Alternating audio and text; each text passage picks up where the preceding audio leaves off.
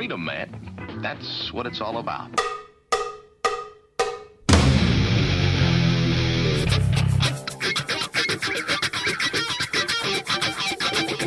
You've got to groove on freedom, like the good book says.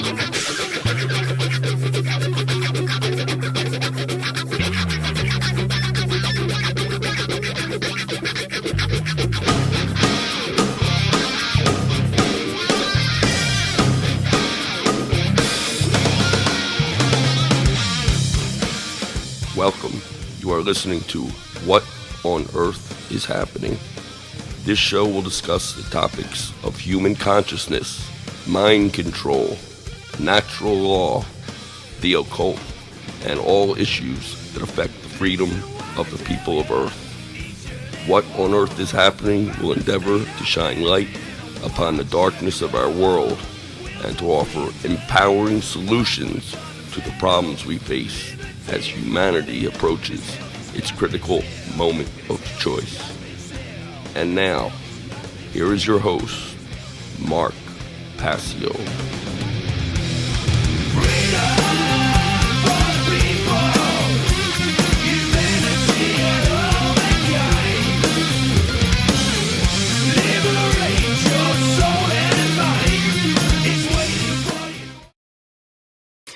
Welcome, one and all. You're watching What on Earth is Happening. I'm your host, Mark Passio. My website, whatonearthishappening.com. Ladies and gentlemen, government is slavery. Always has been, is now, always will be, until we decide to end it. And here on What on Earth is Happening, we are ending slavery one mind at a time. Welcome and thank you for tuning in today. Today is Sunday, April 21st, 2024. This is episode number 290 of What on Earth is Happening. As always, What on Earth is Happening is a show of cumulative information which you should not begin watching at the later episodes, no more than you should begin reading a book halfway through the last chapter. You're not going to have the prerequisite knowledge that you require to understand the later information and some of the emotions that get carried with it. So, if you're a new viewer or listener, go back to episode number 1 in the podcast section of my website, whatonearthishappening.com, and listen and watch the episodes in order at your own pace, and an entirely new understanding will unfold for you, and a whole new worldview will develop. That is the entire purpose of What on Earth is Happening, and that is how it was designed to operate very deliberately. So if you take the episodes out of order, it's on you that you don't understand what's really being talked about because you don't have any of the knowledge of the previous 280 some odd episodes. So go back and watch and listen in order without skipping around, and you'll understand exactly what we're talking about this late in the game. That being said, today's episode is going to be a continuation of our Unholy Feminine series, Revisited. It's the Unholy Feminine, Neo-Feminism, and the Satanic Epi-Eugenics Agenda, revisited and extended. This is part 12 in our ongoing series.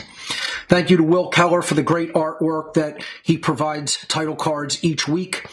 This is the title card for part 12 of this ongoing series. Let's do some housekeeping announcements and then I'll jump into the subject material for today. We are on a live 3-hour show format from January through June. So we have another, 2 months of What on Earth is Happening before I begin teaching the How to Become the True Media seminar for this year. And then the show will be on hiatus from July through December. We're simulcasting on 10 different platforms: whatonearthishappening.com, onegreatworknetwork.com, Telegram, Twitch, YouTube, Facebook, X, Rumble, Odyssey, and DLive. So we are simulcasting on more platforms this season than ever before. I'm happy to has been going very well each week. Available now at my gifts area of my website, What on Earth is Happening donation gifts at gifts.whatonearthishappening.com.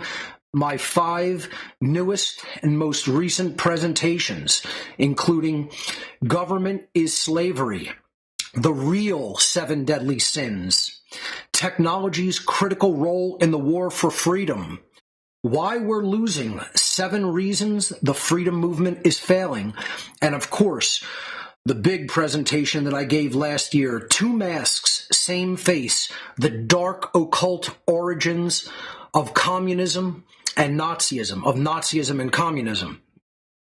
This was delivered October 21st of last year, and all of these titles are now available in my gifts area of my website on both flash drive and DVD. I will be holding them for another, I guess, maybe month and a half, and then they will all be released for free on both What on Earth is Happening and, of course, Odyssey, where I put all my presentations up. I'll probably put these all on YouTube as well. So I'll hold them in the gifts area exclusively for another, month and a half, and then they'll all be released for free. How to Become the True Media is racing toward us for this season.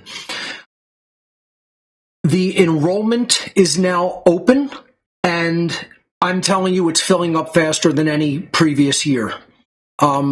We are definitely, I think, this year going to hit our maximum enrollment number, probably for the first time. And that's why I'm telling people each week, if you are planning on enrolling last minute for this seminar, more likely than not, you will be locked out of the seminar. It's almost a guarantee that that's going to happen this year for the first time, where I'm going to actually have to turn some students away because we're going to hit the maximum number that I want the seminar to be at. Otherwise, then the tech aspect of it and the interactive aspect of it becomes unwieldy and unable to really be dealt with once we go past a certain number of enrollees. So enrollments are definitely reaching that point already. So again, fastest enrollment fill up that we've ever had for How to Become the True Media Tech Seminar. This is an online technology skill set sharing seminar that is 23 weeks long. It takes place every Monday evening from 8 p.m. to 11 p.m. Eastern U.S. time, starting Monday, July 8th, and proceeding to Monday, December 9th. A total of 23 classes for the seminar, and there is, again, limited seminar space available. Enrollment opened on Monday, April 1st. Enrollment will close on July 4th, 2024. Let me just show you the website, How to Become the True Media. And I just wanted to quickly fix something here.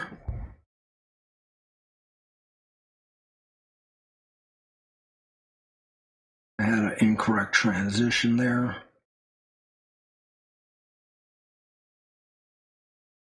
I don't like to leave those in there, so I'm just fixing that real quick. All right, so this is How to Become the TrueMedia.com website.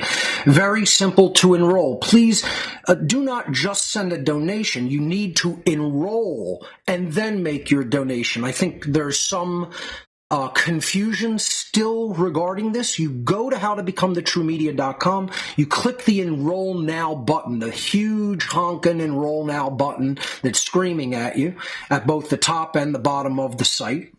And it looks like my graphic didn't fully load there, but that's okay. You hit that, it'll open up a new browser tab or window, and you're going to see the actual enrollment page. This is the enrollment page where you could add an enrollment to the basket, and then you could check out through these following donation methods: Cash App, GPay, Wise, Zelle, 9 different cryptocurrencies, and personal check or money order. To do that, you would write to us to ask for the address to send your personal check or money order to. Okay, that's this link down at the bottom here.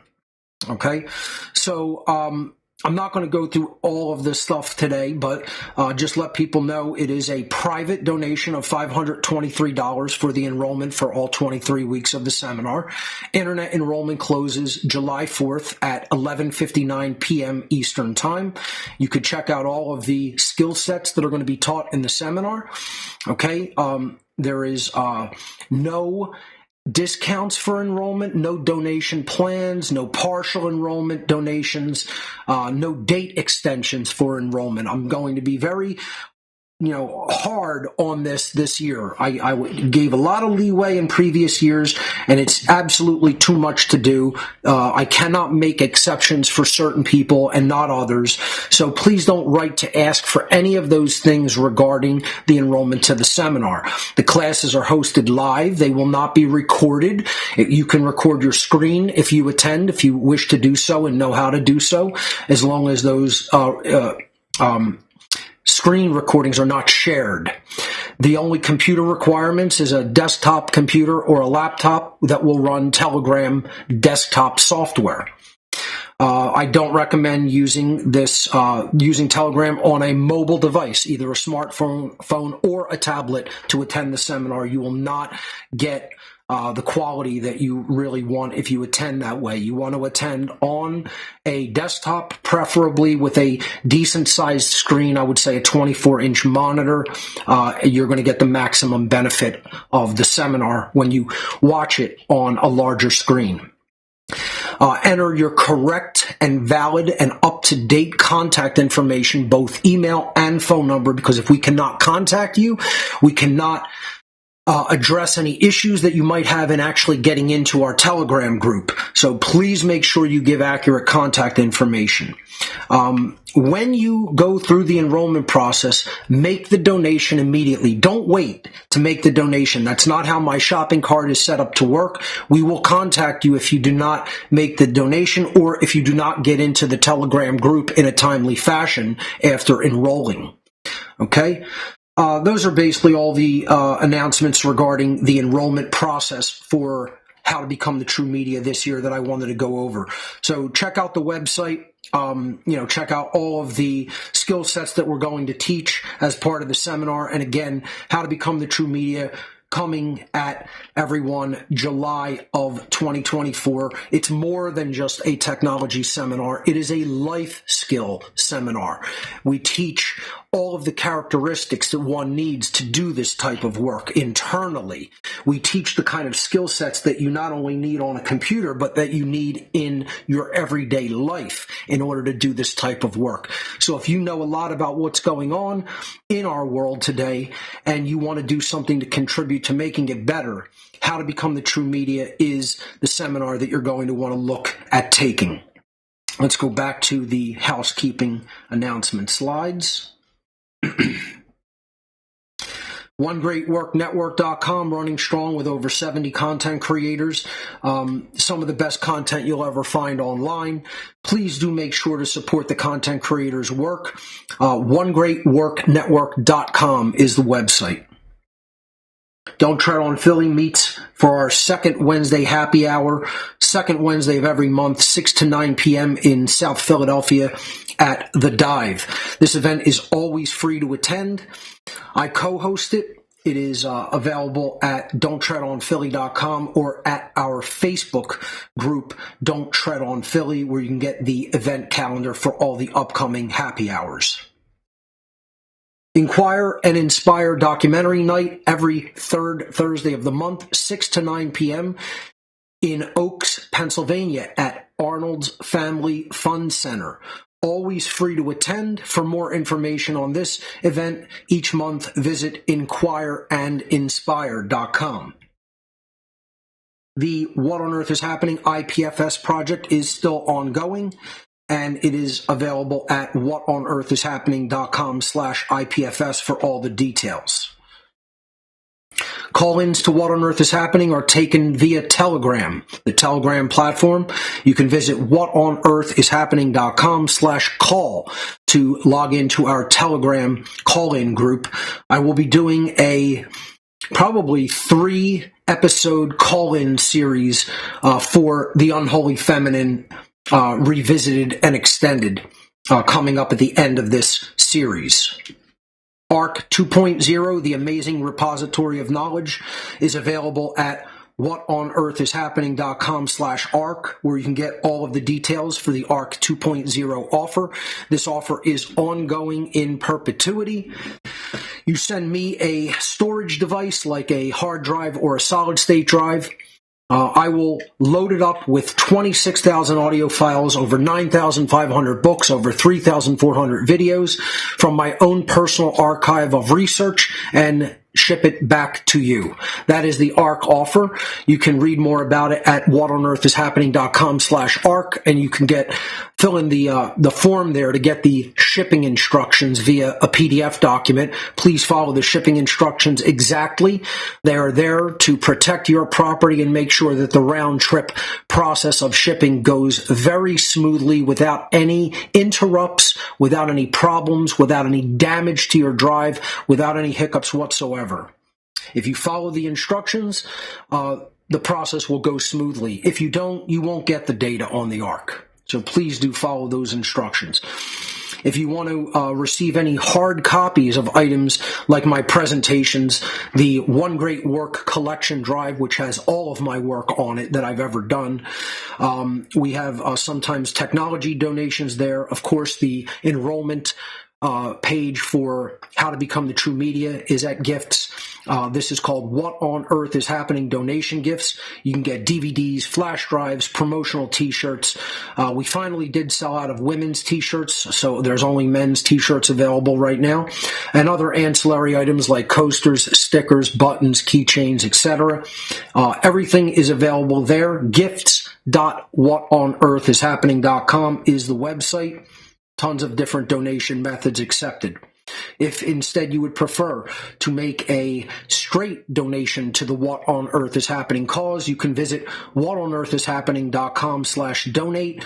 Again, like something like 13 different donation methods available there at that page with QR codes, and our Amazon technology donation wish list. Thank you to the very generous donors who have donated for tech items at that wish list. We currently have nothing that we need up there, I don't believe. So everything has been that we have asked for has been donated. So thank you from the bottom of our hearts for those kind and generous donations.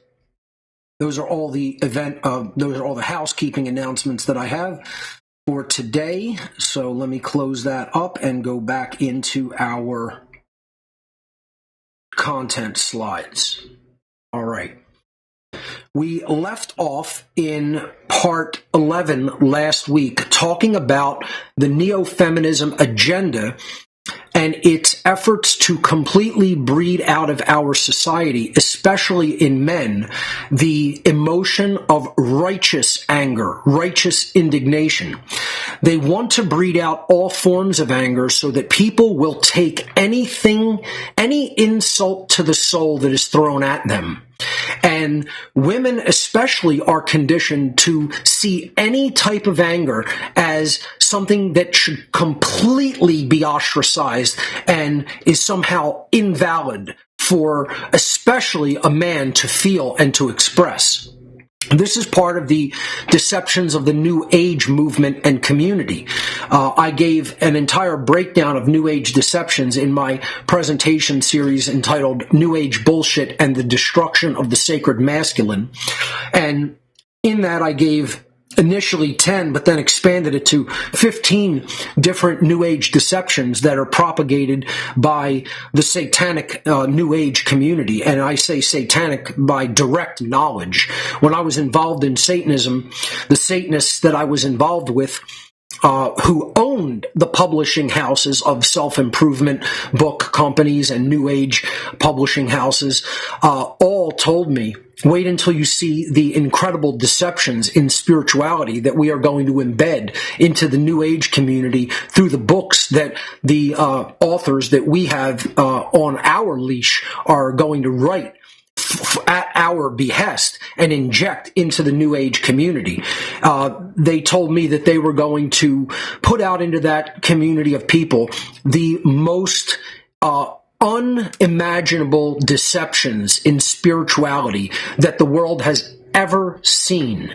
And when I tell you they didn't just talk about it, they absolutely went ahead and did it. And I saw everything that they were telling me was going to come to pass within a decade after that.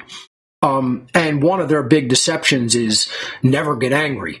One of the hugest deceptions is everything is good. There is no such thing as evil. There is no such thing as wrong. It's all moral relativism. Another big deception, is never get angry. Never express righteous indignation. Don't feel the emotion of anger. That's somehow negative and bad and invalidated and is not part of real spirituality according to the New Age Satanists. But in fact, that's what has gotten us into this trouble, is not expressing righteous, healthy anger, not exploring the healthy aspects of a human being's dark side, especially when it comes to what I call the sacred gift of anger, the ability to get completely worked up and angry regarding the injustices in our world. Then we step into an empowered position if we convert that anger to the fuel for action, to take right action. Then we're going to be in an empowered position to actually do something about what we feel angry regarding injustice that has taken place in our world. Without that anger, it often doesn't spur us to right action. And like I said before, I know tons of people that cannot. When I mean cannot, I mean they are actually physically incapable of becoming angered for anything that isn't a completely stupid reason. They can get angry about their football team losing. They can get angry about some stupid little squabble that they had with their partner or friend. But they can't get angry about the complete devastation of human freedom that has befallen us. No, they can't get angry about that. They can't get angry about that our world is essentially a complete slave colony. No, they can't get angry about that. They're incapable of becoming angry about that. You know what they can't get angry about? All of the children that are raped and murdered by this sick, twisted, psychopathic, satanic cult that rules the world. They can't get angry about that. That's meaningless to them. That doesn't spur any emotion whatsoever inside of them. But they can get angry about their basketball team losing. They can get real angry about that. Sports quack, ladies and gentlemen, sports quack. George Orwell himself would be horrified if he walked into a pub in modern American times, because all he would be hearing is sports quack. He wouldn't be hearing even duck speak. He wouldn't be hearing governmental inspired duck speak like he wrote about in 1984. Oh, no. Now, we're not even there. We're beyond that point where all you hear when you go into a public place in modern America is fucking sports quack. Okay? And, if you didn't get it last week, that is guys or even some women in a pub quacking away while watching a big monitor with sports on it. Quack, quack, quack, quack, quack, quack, quack, quack, quack. I can't believe how good our team is doing this week. Quack, quack, quack, quack, quack. Yeah, I think we're going to go all the way. Quack, quack, quack, quack, quack. Boy, did you look at his statistics this week? He's doing great. Quack, quack, quack, quack, quack, quack, quack. Sports quack. Yeah. Yeah, let people know that's their language anymore. Sports quack. Yeah. They're real men, though. They're real people. I mean, that's where we're at. Sports quack in America. And forget anger about anything that's truly important. Any righteous indignation over truly important topics, forget that. Because every guy who expresses that will be immediately ostracized by the completely brainwashed, conditioned, neo-feminist female. Breeding out righteous anger. Conditioned women are being engineered to reject all forms of the emotion of anger when displayed by a male from a very early age. The conditioned women in our society today are taught the, quote, New Age deception that anger is an invalid emotion that human beings, especially men, should never openly display. Of course, this tactic is used to suppress righteous indignation toward the iniquities that are taking place in our world so that the powers that be can go on ruling unchallenged. The social engineers know exactly what they are doing. And they want to paint anger as something that should never even be entertained at all. And we shouldn't even ask people why they're angry. Are you angry over something that's valid and legitimate and important? Or are you angry over some stupid nonsense that you're sports quacking about? You know? No, we don't even ask that question. As soon as we see the emotion of anger, someone is immediately disqualified and ostracized. And this calls to attention what we have to really explore and pay a lot of attention to. We're talking about the inauthentic female. We're talking about the conditioned and brainwashed female through the satanic neo-feminism agenda. But what about the inauthentic man, the inauthentic male, so-called, in our society? I mean, I wrap man or male in healthy double quotes. I mean, imagine the sports quackers out there actually thinking that they're men, but really genuinely believing that you're a genuine man, that you're a genuine male, even a biological male, I would call into question. I mean, you know, you might think if someone, you know, lifts up the corner of your dress there, that they're going to find what they would find if they depantsed a Ken doll. You know, I think that's much more likely to be the case with most of these guys today, you know, these sports quackers. You know? So let's look at the inauthentic so-called man today. And this is the dynamic in neo-feminism of feminizing the human biological male.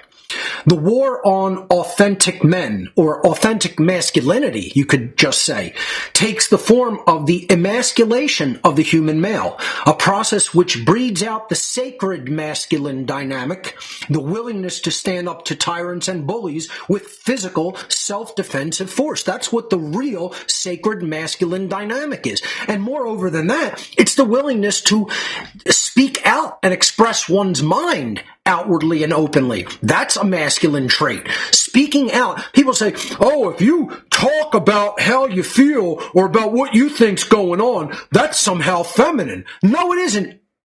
Morons. It isn't. The only people who think that are jackass-brained morons. You actually believe that a man shouldn't speak his mind? You think a man shouldn't say what's right? You think a man shouldn't say what's going on in society that is completely unjust, especially when it comes to his rights as a free being that is not inherently a slave and is being treated like a slave? And men would say, oh, just shut up and eat it. Eat the emotion. Just bury it down. No, loser. That's why you're not a man, loser. That's why you're a little fucking scared boy, loser, moron. And yeah, oh, Mark's launching ad hominem attacks. Yes, I am. That doesn't mean it's untrue. Certain ad hominem attacks are still true. If someone's a loser and a moron because of how they think, and they're incapable of thinking correctly because of all the fucked up distortions in their brain that are going on that have been injected there by a satanic agenda, and they're nothing but fucking puppets to that agenda, then you're damn right I'm going to call them a loser and a fucking moron, because that's what they are, and it's true. It's not just an ad hominem attack. Ad hominem attacks, some are true, some are false. Some lead to a conclusion that is true, some lead to a conclusion that is false. The ad hominem attack, which I'm launching, which is clearly an ad hominem attack against a loser and a moron, still implicates that what I'm saying is true about them. It doesn't mean that it means instantly that your argument isn't backed up by anything just because I called somebody a loser and a moron. People still don't understand that regarding an ad hominem attack. It doesn't mean that my point is invalidated. It can be if you're only using the ad hominem to say, I'm going to try to fight your point because I have no argument to make. Well, I've just made my argument, and I've backed it up with innumerable amounts of facts about what's going on through social engineering and the conditioning of the male mind and the female mind.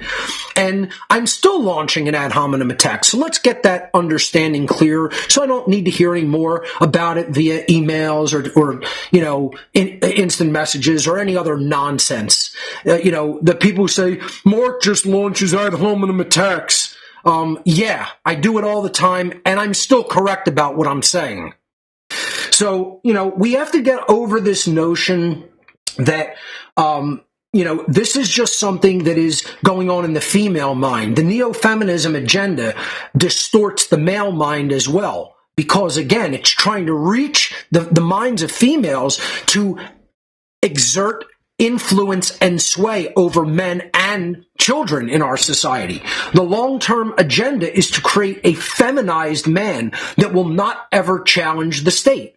So again, it's about not speaking out. Then when time comes, people who didn't speak out aren't going to be all trying to defend themselves with physical self-defensive force. They're the most likely to cower under the staircase and hide.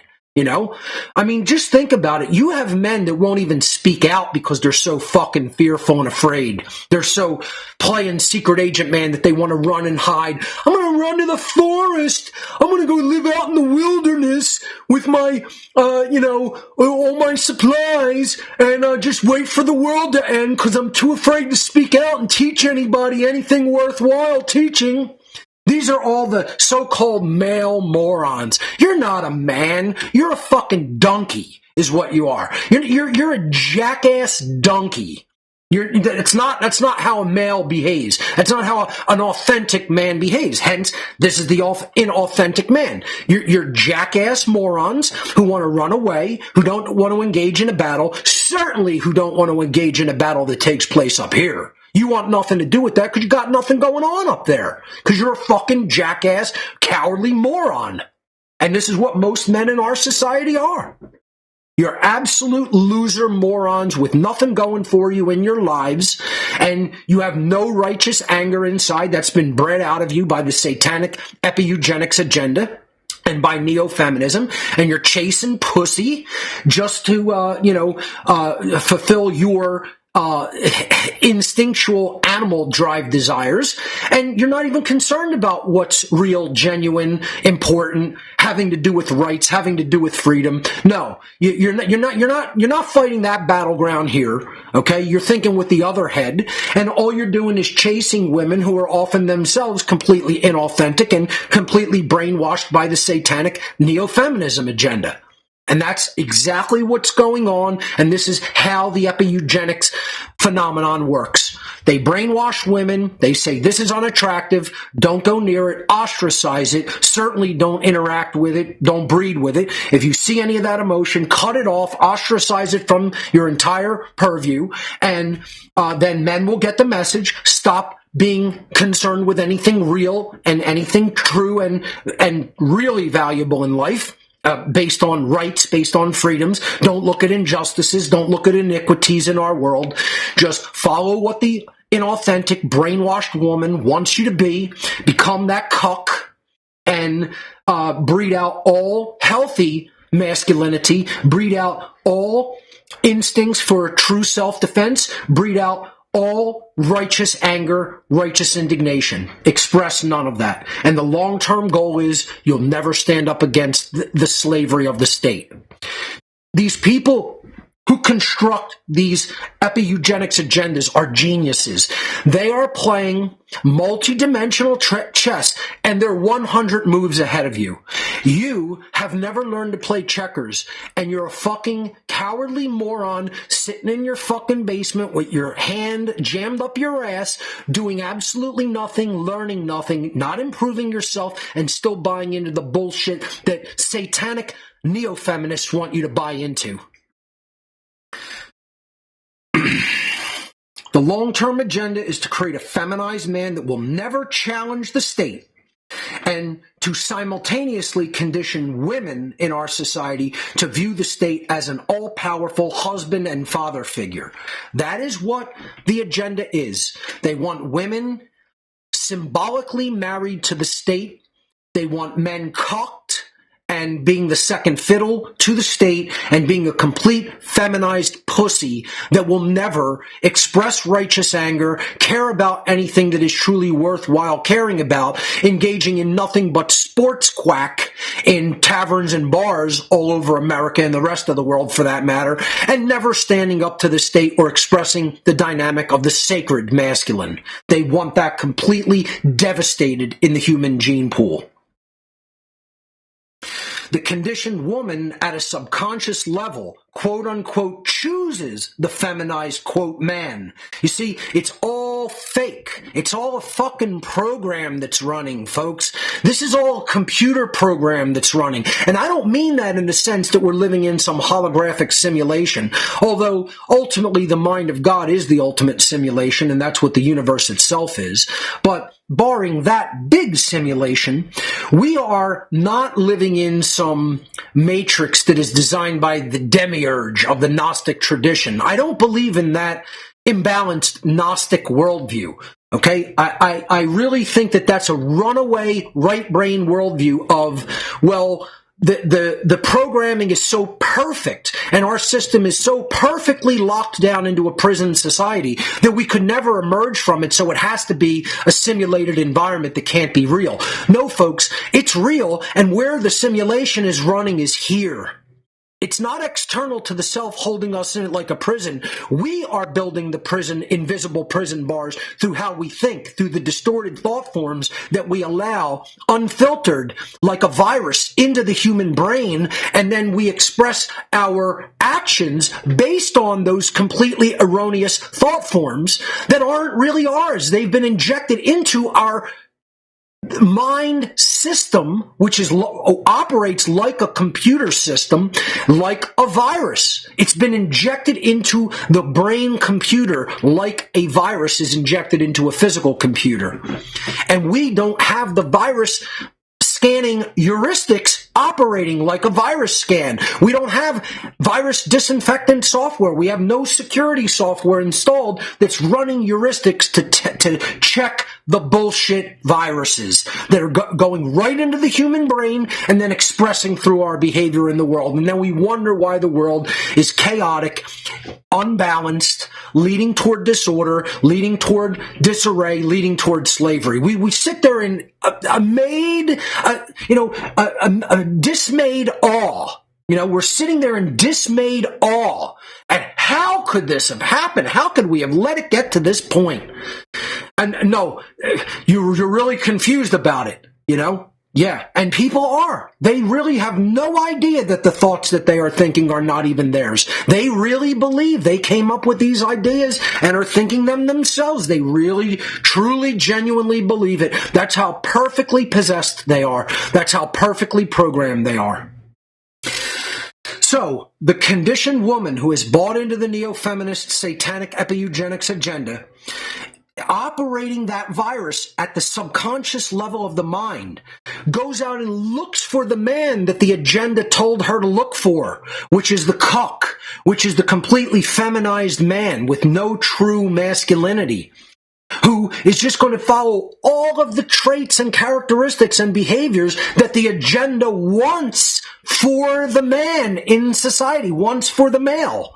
Because they want him weakened. They want him completely powerless. They want him not standing up for himself. They want him not engaged in self-defense, psychic self-defense, physical self-defense, none of that. So the conditioned woman will quote-unquote choose. It's in quotes because she's not really choosing him. She believes she's choosing what she wants, but that's all part of the agenda that is scripted for her. That's the virus program that's running. Chooses the feminized man, in double quotes. He's not a man. He's not even a male. Like I said, you take down the guy's pants on the left, he's going to look like a Ken doll underneath. That's not a man. That's a puppet. That's not just a puppet. That's a muppet. Okay? And that's what his god, Bobo the Clown, told him to be like.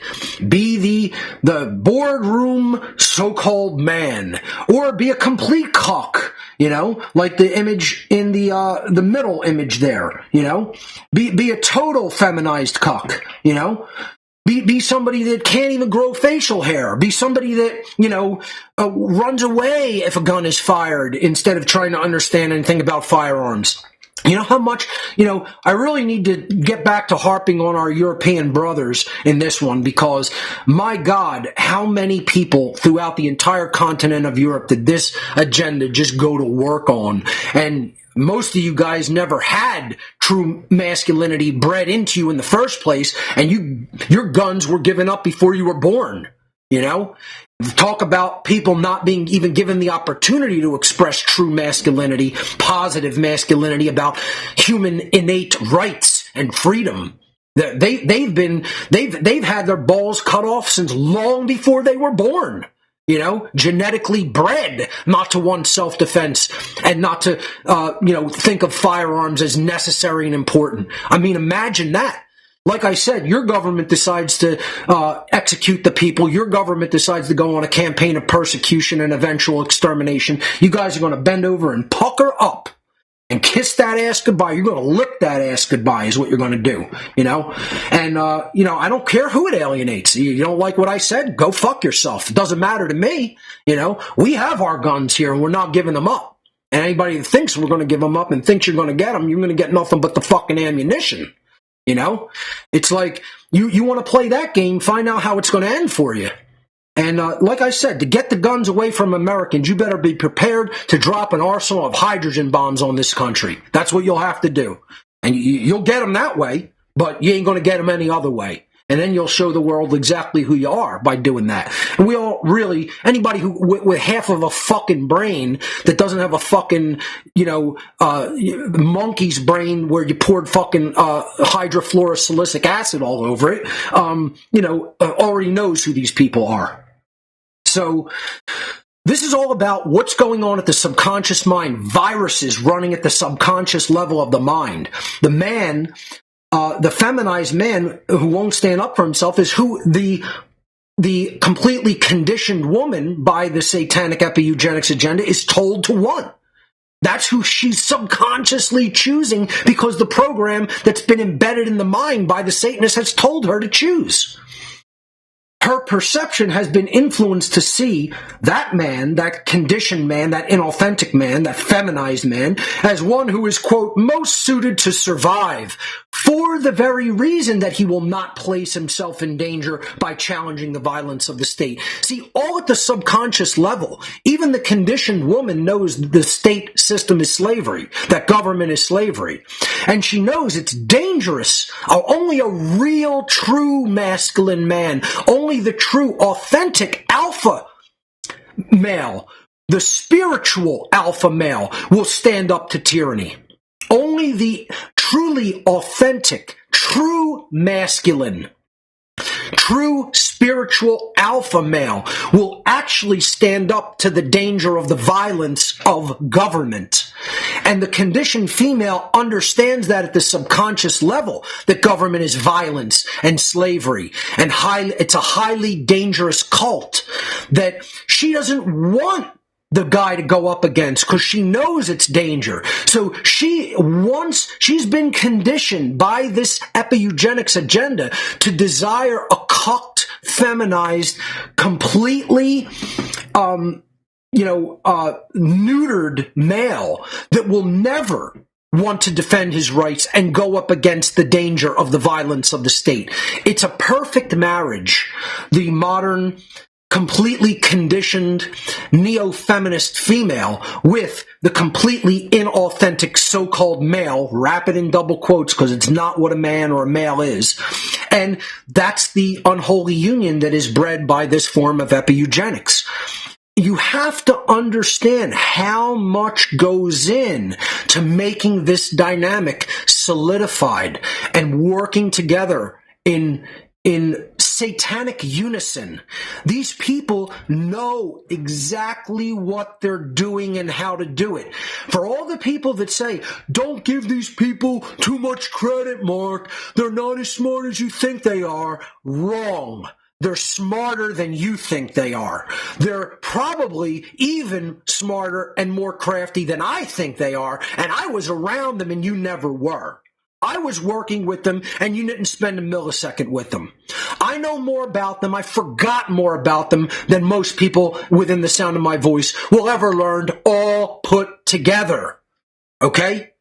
And I'm telling you, don't underestimate these people. Don't think they're a group of people on the run. Don't think they're a group of people who aren't getting their way. Don't think they're a group of people who don't know exactly how to carry out an agenda that takes place through the mind and to follow that all the way through to its completion, to their goal, to their agenda. They know exactly how to do those things, and they're doing them. So the people out there should not underestimate what these social engineers can do and are doing. The corporate suit and tie guy is mistakenly seen by the conditioned woman as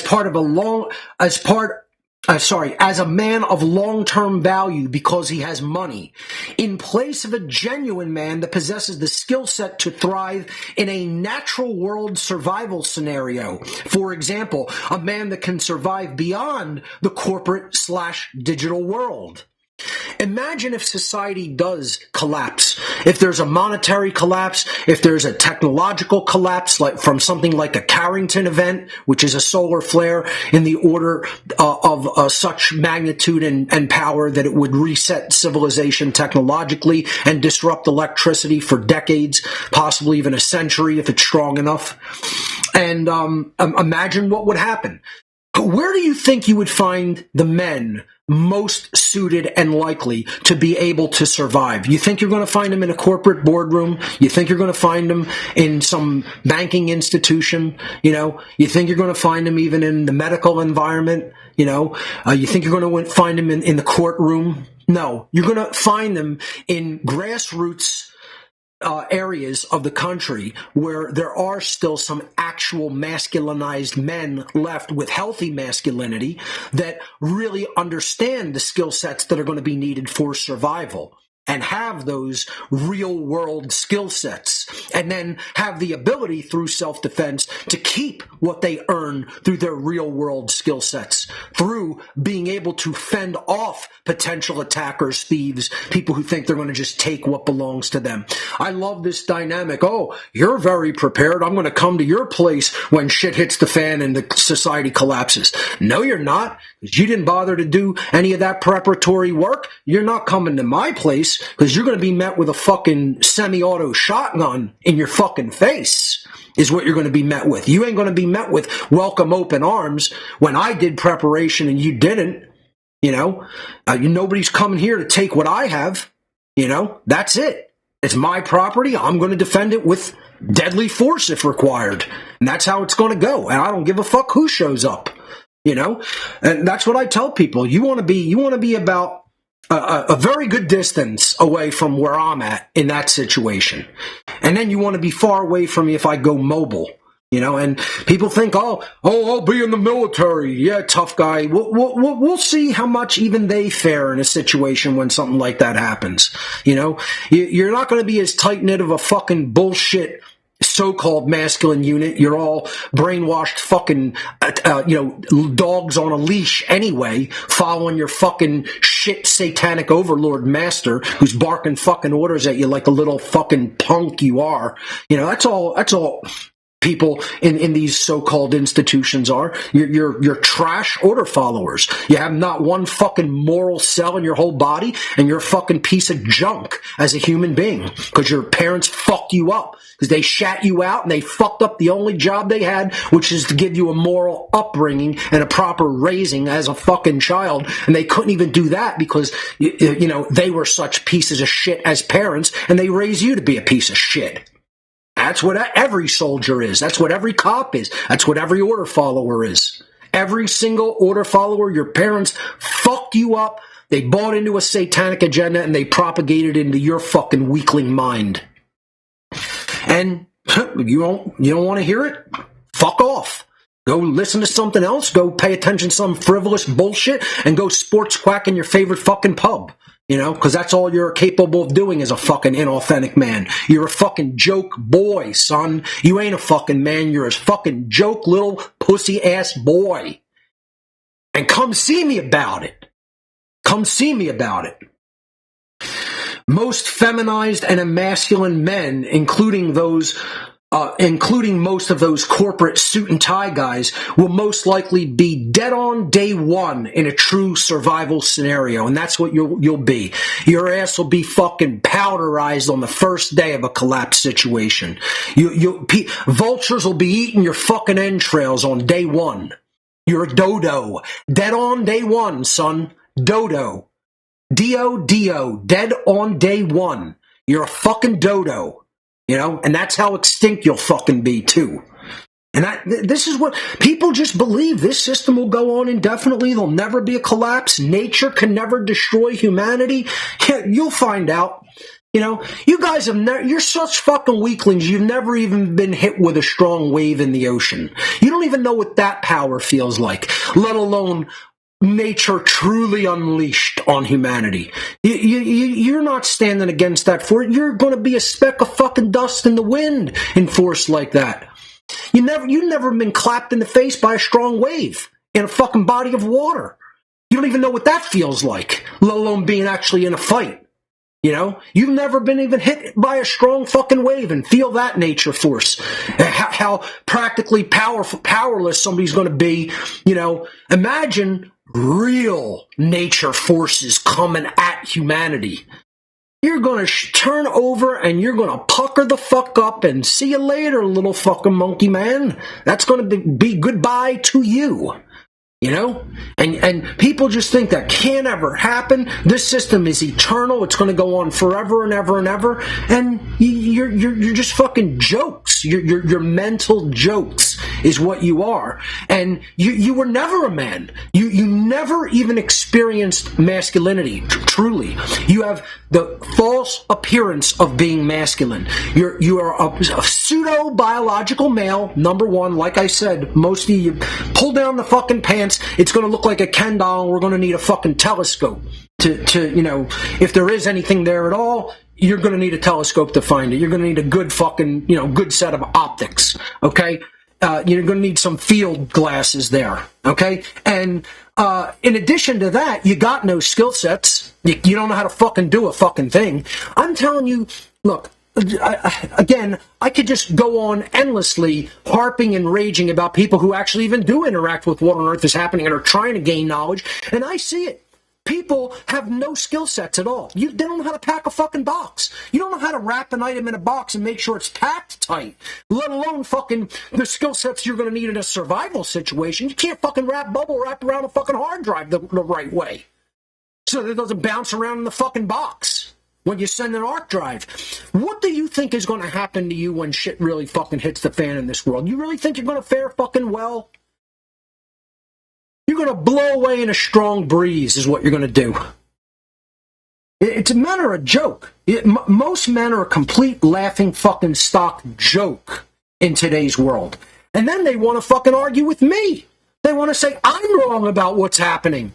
They want to say, I don't know what Satanism is. They want to say the occult doesn't fucking matter at all. They want to say fucking, we don't need to know all this, Mark. They want to say, this is the dynamic that's happening with women and men. No way. That would be impossible. They would have had to get to everybody's mind through all the institutional bodies of our world, and that would mean that Satanists would have to control those institutions. Impossible. They want to tell me they know more about Satanism than I do when I was a priest in the fucking Church of Satan. I was clergy. And people who have never been involved for one fucking second want to tell me what Satanism is. You fucking cucked out morons. You're cucked, bitchy morons. That's what the fucking so-called men, they're worse than what the dude here on the left looks like. Worse. Way worse, because they're dead here. And that's the most effeminate fucking thing that could possibly happen to a man, is you're fucking killed up here. Okay? And most men, you're already fucking dead. You're already destroyed. That's why they call you the fucking dead. That's why your owners call you the dead. And they are correct. You are the dead. Part of the neo-feminism agenda to create the weakened male is to breed out all true righteous rebellion. They don't want any real rebels out there. They want people who think they're rebels because I'm going to dress different than my parents did, Mark. I'm going to get a whole bunch of fucking tats. I'm going to get all tatted up. I'm going to put a fucking big hoop earring in my ear, and I'm going to put an earring in my nose. I'll pierce my fucking tongue. I'll get a million fucking tats. I'll dress like a fucking girl. And all of a sudden, I'm some fucking real man. I'm a rebel. No, you're a fucking weakling moron. is what you are.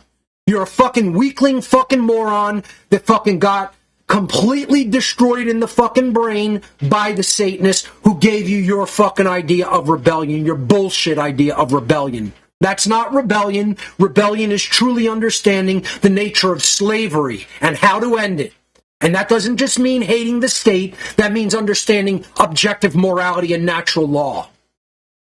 You know, we have 1 million people in the freedom movement there, but there's no real there's no real freedom movement. It's a my freedom movement. They're all still in a satanic mindset. They bring their mindset into the fucking thing that they need to understand, and they leave anything that disagrees with their egotism on the back burner. This is what I call the My Freedom Movement. They want it their way. They want to tailor the freedom movement to certain aspects that they find desirable, and anything they find undesirable, like objective morality or natural law, they want to cut all of that away. They want to say, that's fat that we're going to trim off of this steak, and we're just going to throw it out in the garbage. No, that is the actual real essence of the thing that you can never separate from it, and that's why you don't understand the dynamics to create true freedom or create slavery. And that's why we don't have a freedom movement. We don't have a movement of true rebels against the state, because it's been bred out of most men. Rebellion against the state, a reverence for true freedom, and placing high value on personal responsibility and individual rights are traits that are being deliberately bred out of humanity through the epi-eugenics agenda, because such traits are undesirable to the ruling class. Socially engineered traits being bred into the, quote, new human, the new man. It's a term that the occultists use. The new being, the new human, the new man, the new woman, include a fear of going against the norm, docility, submissiveness, obedience to authority, and, quote, going along to get along. All the people who fancy themselves leftist liberal rebels in the 90s who were real anti-war are now all of a sudden champions of war.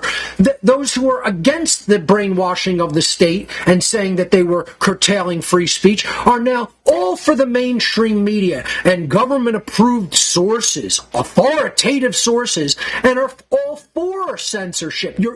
All of the so-called previous rebels, because you were never real rebels, you were always fucking fake-ass rebels. You were fake. You were in a state of fake mental rebellion that your masters told you to be like. You never truly rebelled in a real sense. You never really had your own thoughts. You only had injected virus thoughts. And now you've become champions of authoritarianism. All of the old so-called liberal brigade are now the most brainwashed, going along to get along, submissive and obedient to authority jokes that you could ever imagine in today's society. You're all authoritarian trash. You're the same kind of people that fucking Hitler used to exterminate Jews during the Holocaust. You're useful fucking morons. They got him and the occultists that led the Nazi regime brainwashed their people with fucking mind control tactics and got them to carry out their sick, twisted, occult fucking bidding. And you're no different. You're cut from the same fucking cloth. All of the fucking communists during the Bolshevik Revolution, they wanted to bring in a sick, twisted, authoritarian state into Russia, and then eventually throughout many nations of Eastern Europe, and created one of the most oppressive regimes the world has ever seen, and responsible for the murder of nearly, 60 million people or more. You're cut from the same fucking cloth as all the fucking bullshit, submissive, docile order followers completely marching to the obedience of authority drum. You're no different than them up here. You're no different from them in here. You got the same dumbed down, virus-based, completely distorted thought mechanisms running through your fucking empty fucking head, dumbass. You got the same lack of fucking true care. You don't have any true heart developed. You have the appearance of caring about anybody else, but you don't really. You're fucking inauthentic. You're an NPC. You're a fucking bullshitter. You're a loser. You're a coward. You're a moron. You're everything that's bad in humanity. You're a piece of fucking dirt. All of you. This goes for people who are fake-ass rebels on the fucking right, too. You're jerk-offs. You're fucking false Christians. You're fucking morons without enough information. You're fucking looking toward an external savior in the form of Trump or Q or any other fucking moron out there. Don't look to me as a fucking savior. I'm just telling you the fucking truth of the matter. That's all I'm doing is trying to get you to think fucking clearly and get these bullshit satanic fucking viruses out of the fucking shit fucking cake that you call a brain. Because that's what you have. You got a big slab of fucking shit up there instead of a fucking brain with active gray matter. Morons. I'm just the one who's going to come out and tell you straight to your fucking face like any other fucking man would. Like a real man would. You're dumb fucking dolts on both the right and the left, believing that you're going anywhere except into a fucking cage. That's where you're going, into a self-imposed prison cage. And you're taking yourself there. The globalists, the elitists, the fucking international bankers, the Satanists, they ain't even taking you there. All they got to do is whisper a bullshit thought in your ear, and you're off to the fucking races building your own fucking prison. That's how much of a moron you guys are. That's how much of fucking brainless, idiotic morons you fucking guys are. This goes for men as much as women. It goes for men actually more than women. Let me tell you something. I think more women than not are getting my material.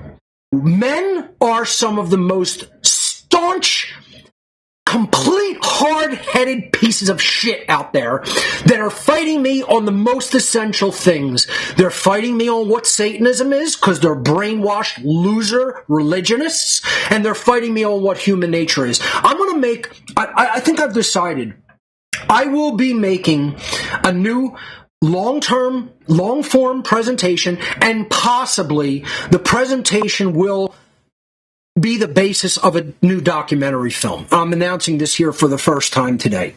I'm going to make a all-day presentation about the most resisted truths in the entire world. The most resisted occult truths that exist on Earth. The things that the occult rulers of humanity know are definitively factually true, and that the human species is the most resistant to accepting as being true.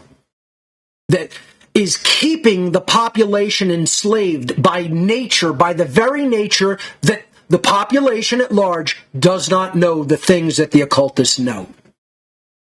And the main things are, what is the belief system of Satanism and what is human nature? If you don't have those two things as the foundational underlying basis of any worldview that you take, if you don't know what real Satanism is and you believe the bullshit religiosified version of Satanism, the bullshit version that's told to you by your loser-ass fucking boy fucking priests, okay? By your little adolescent-aged boy fucking priests in your bullshit religion, by all of the loser fucking rabbis in the Jewish religion, by all the fucking sick, demented, psychopathic imams in the fucking Muslim religion, by all the fucking moron Buddhists in the fucking Buddhist religion that are way off to the right brain side, by all the fucking crazy people who believe in a caste system in the Hindu religion. You're all fucking loser religionist morons. You all believe in total fucking nonsense. None of you understand natural law. That's why you don't teach it. That's why the world is suffering, because they don't understand it. None of you know what Satanism is because you're fucking losers and morons, and you're teaching people Satanism is something other than what it is. You're idiots. You're morons. You're shit for brains. You got nothing going on up here. You're dolts. And the even bigger dolts than you, the ones that are even lower IQ and even bigger fucking shit for brain morons than you, believe your nonsense. And you got just throngs of them hanging on your every fucking word like a fucking moron swinging from your fucking ball sack. That's what you got. That's what all religion is. That's all religion is. It's junk. It's pure mental sewage. And this is who fights me. Garbage for brains, religionist morons who want to believe Satanism it's the worship of a big god with big horns, and he's got a tail with a spike on it, and he's got hooves like a cow, and he's got a pitchfork, and he's all red, and my priest told me it's real. And let's hear from some of these experts, because we have some of them in studio. Let's bring them in. Mark, Satanism is not egotism and moral relativism and social Darwinism and a eugenics agenda. No, it's not there for the masters of the world to take this worldview and then make everybody else slaves. That's not Satanism. No. My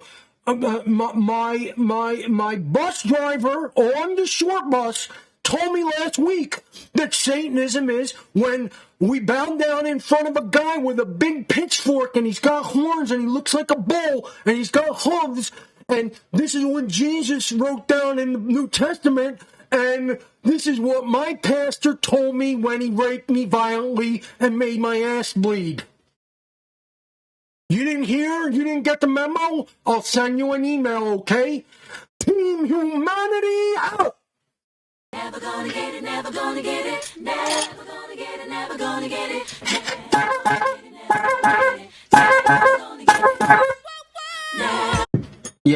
Yeah, that's where we're at, folks. That's where we're at. If you don't like it, I couldn't give any less of a shit. That's where we're at, and I have to mock it, and I have to viciously and relentlessly just make fun of these fucking people because they're going to die in that condition. You are hammered shit for brains, moron retards, and you'll never get it. You're going to die in that condition, and here's the reason they're never going to get it. It's not just because they're retarded. It's because our community of the people that actually do understand it failed at speaking it and publishing it. They failed at speaking it and publishing it. I've been watching the new series called Franklin, which is absolutely excellently done. I would highly recommend it. I just started it. And there's a scene in there where the authorities in France, where Franklin is visiting to try to garner support for the American Revolution, and he's trying to basically reach the ear of the King of France so that he could be sent money and reinforcements and men. To press their attacks, their campaigns against the British forces in the colonies and free it of crown control. There's a scene where the French authorities, basically directed by liaisons of the British, because they're supposed to be partners or at least allies on paper, but the French really, especially the working class French, love the idea of America and love its true rebellion against the crown and support the Revolutionary War. The royals and the bureaucracy of France are still allies with the British at this point, and they don't want them discovering that grassroots support and, in some cases, actually sending arms and supplies to America to aid the American revolutionaries. So there's a scene where the authorities come into Franklin's place of residence in France, and they destroy his printing press. And this was the equivalent of censorship of his time. Destroying the printing press, he can't get the word out to many Frenchmen as to what's going on in the current state of the American Revolution in 1776. And that is the equivalent of taking computer technology out of people's hands today. That is the equivalent of big tech censorship. That's the equivalent of, that was the most modern communication and publishing tools of that day, of that time period, that era. And today, computers are the most modern representations of communication and publishing technologies in our time period. And all of the people out there who want to insist that I'm wrong and they're right. All of the people who don't get it, all of the retards out there, all of the morons, all of the religionists, all of the fucking people who don't understand what Satanism really is, all of the people that don't understand what human nature really is, they remain that way. They remain that stupid because our so-called team's failure exists in not getting the word out to them. We failed at our mission. We didn't do the great work. We didn't reach out with modern communication and publishing technology called computing technology and the internet to these people's minds and help to take them out of their bullshit worldviews. We did not influence their thoughts. Instead, bullshit religion and bullshit statist media influenced their thoughts. Nonsensical scientism, nonsensical religionism, nonsensical statism. We're all the deep influencers of these people's, of these idiots' thoughts, these retards' thoughts, instead of the people who say that they're in the real freedom movement and they want freedom and they understand natural law and they understand what real Satanism is and they understand what human nature is. We failed at that. Okay? They shouldn't be this retarded if we were doing our jobs the whole time. But no, what we have are people who want to cheer people like me on. They want to cheer people like Alex Jones on. They want to cheer people like David Icke or others on without actually doing any work for themselves. They're just more idiots who externalize their power, give it away, say that's for somebody else to do. I don't want to actually get involved. I don't want to put any fucking skin in the game. Then they look around and they wonder, why is everything so fucking terrible? Why am I a fucking depressed piece of fucking dirt? You know, why can't I fucking motivate myself to do anything? Why is everything seem to go wrong in my fucking life? Why do I continue to fucking behave like a fucking weakling and a loser and a moron? It's a self-fulfilling prophecy because you've done nothing. What do you think's going to happen? Good things? You think good things are going to happen to people who do nothing in a war for freedom? You never learned how to fucking shoot at the fucking enemy philosophically? You never learned how to fucking use the modern weapons of war like a fucking computer and the internet? And you think you're some kind of a fucking good person that's going to prosper and things are just going to work out okay for? You're the fucking people that are the fucking problem, that have done nothing. And you still don't even understand that. You want to attack me for telling you that nasty. Mark, why are you berating me? Because you're a fucking weakling loser who did nothing in a war, asshole. Why am I berating and attacking you? You sat by on your lazy fucking ass with your hand jammed up your fucking ass up to the fucking elbow, and you did nothing in a fucking war for freedom. I'm over the top angry because of that. Yeah, I'm the problem, not the asshole who sat on their fucking hands with their thumb up their ass doing nothing while a fucking war for freedom is devastating us all. Tyranny's conquering us, and everybody's sitting back saying, that's for somebody else to do.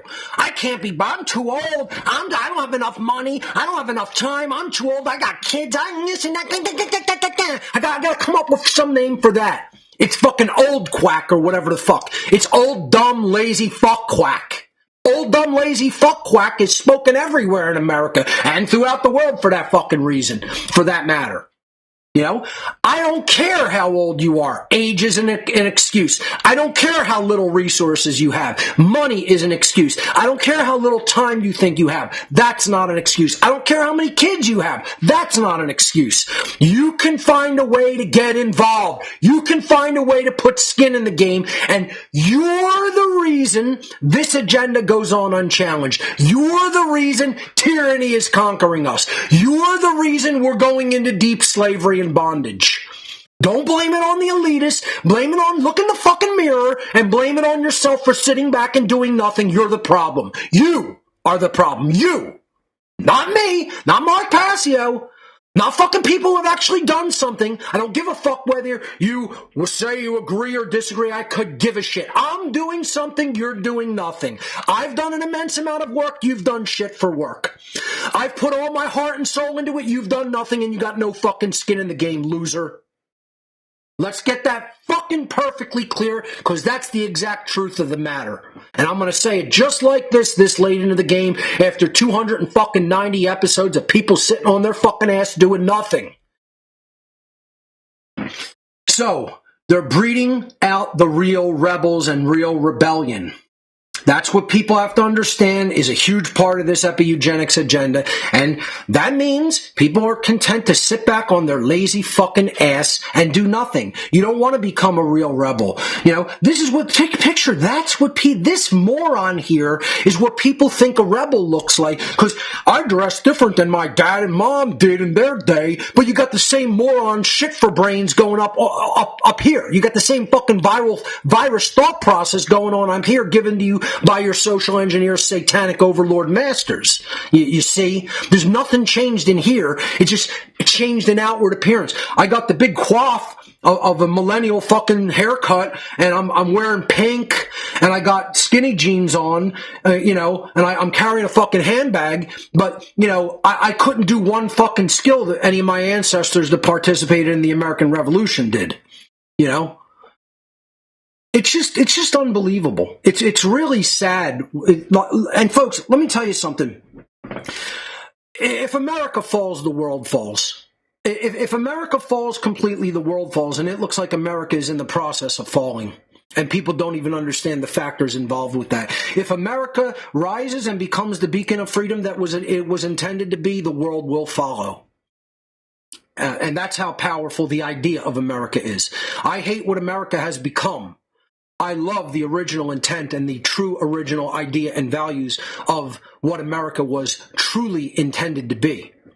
And if you don't believe that and you don't understand that and you don't know that, forget even believing. If you don't know that America was supposed to be a beacon for freedom of the world, and what happened here was a absolutely unique, awe-inspiring event that could have lit the fires of freedom among the entire world instead of petering out and becoming more tyranny, I feel sorry for you. It means that you really don't understand one of the most beautiful and majestic things that has ever happened on this planet in the history of all of humanity. It's sad for the people who don't understand the true spirit of America. You're missing something of immense value that you could learn a lot from, and yet you're a staunch retard. You don't want to understand the real complexities of what the American Revolution was. You don't want to understand what those men endured and the hardships that they went through. You don't want to understand that the Founding Fathers, actions and dynamics were not simple. They were incredibly complex. They wrestled with a lot of things. They did things that were unheard of in their time period. They were not all rich white slave owners, as the Marxist agenda and the satanic neo-feminist agenda wants to insist and constantly push off on the American public, especially on women. Most of the Founding Fathers were staunch anti-slavery abolitionists.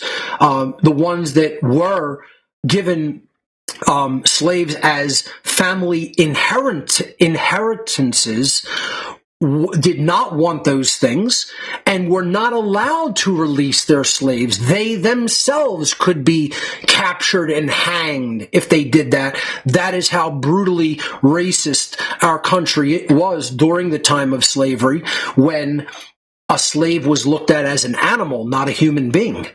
And they, if they actually released a slave, they would be hung. And, this dynamic continued through the signing of the American Declaration of Independence, through the Revolutionary War.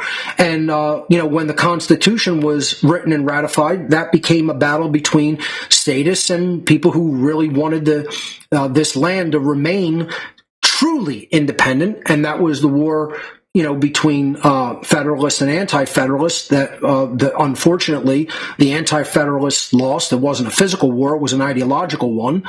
And that's what led America down its current path of enslavement. That we didn't really listen to the true revolutionary minds of that time, like Thomas Paine. It's a shame that things went that way. We should have been listening to Samuel Adams, who wanted no part of the Federalists. We should have been listening to his revolutionary philosophy, because that was a real rebel. And what America has become should not be made equivalent in anyone's mind to what it was originally intended to be. If you try to make those things equivalent, you are missing a huge part of what the original intent of this country was designed to be. And I'm not talking about it as a nation state. I'm talking about this country as the land and its people, especially the mindset of the people. If we would have listened to Sam Adams and some of the other Bostonians after the American Revolution, we would have kicked the Tories out into the middle of the Atlantic Ocean and sent them packing and not left them here to breed and inject their poisonous statist bullshit into the minds of people. I mean, Benjamin Franklin's own son was a fucking dirty, rotten Tory who sided with that psychopathic, lunatic, fucktard George III. A retarded fucking psychopath calling himself a king. You're the king of a big glop of shit, is what any person claiming to be a fucking king is, number one. You believe in fucking royalty. Imagine, we have fucking loyalists living among us today that actually believe that the American Revolution shouldn't have taken place and we should have remained fucking loyal to the crown. I swear to God, we have people like that in America today. You are the biggest glops of fucking human, you're tortured shit is what you are. I don't even know a descriptive set of adjectives to call you, because that kind of complete loser, low-life immorality. You can't even find words to express how deep of a fucking pile of shit you are. Imagine that people believe that the crown, that scumbag psychopath who just loved fucking torture and loved fucking just playing God. And Ben Franklin's own son sided with that scumbag fuck.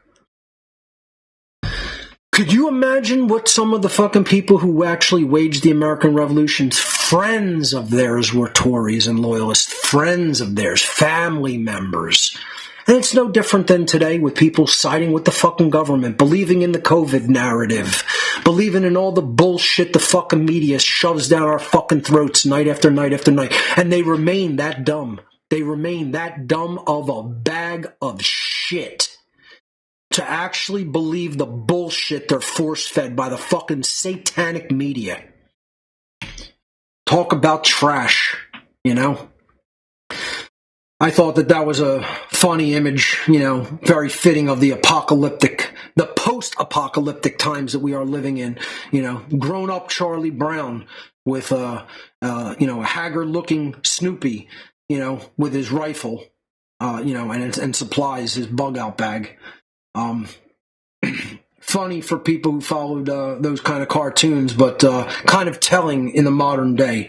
And probably how a lot of us feel today who really did go through some of the fucking ideological war and are probably preparing to go through some physical warfare in the not too distant future. Neo-feminism is designed to perpetuate human slavery. There is the agenda in a nutshell. If you don't understand that, you don't understand what's taking place. If you think neo-feminism is about the empowerment of women, you are a dumb motherfucker who doesn't understand it is about enslaving humanity. The Satanists who control this agenda want to enslave all of us, not just women, not just men, not just black people, not just Asian people, not just white people, not just rich people, not just poor people, all people, all of humanity. I'm told that, oh no, sorry, yeah, I did, it was the same text. I was told that I'd missed the text on that slide, but I was just changing the images and the text was the same. So, we have to understand if we don't rebel against this agenda, this epi-eugenics agenda, all of us are enslaved. If we don't rebel against it in this battleground, see, the battleground's not out here. The initial battleground is here, and if we fail on that battleground, then we got to fight out here. Okay? That's how it works, folks. That's why I'm trying to avert the battle out here.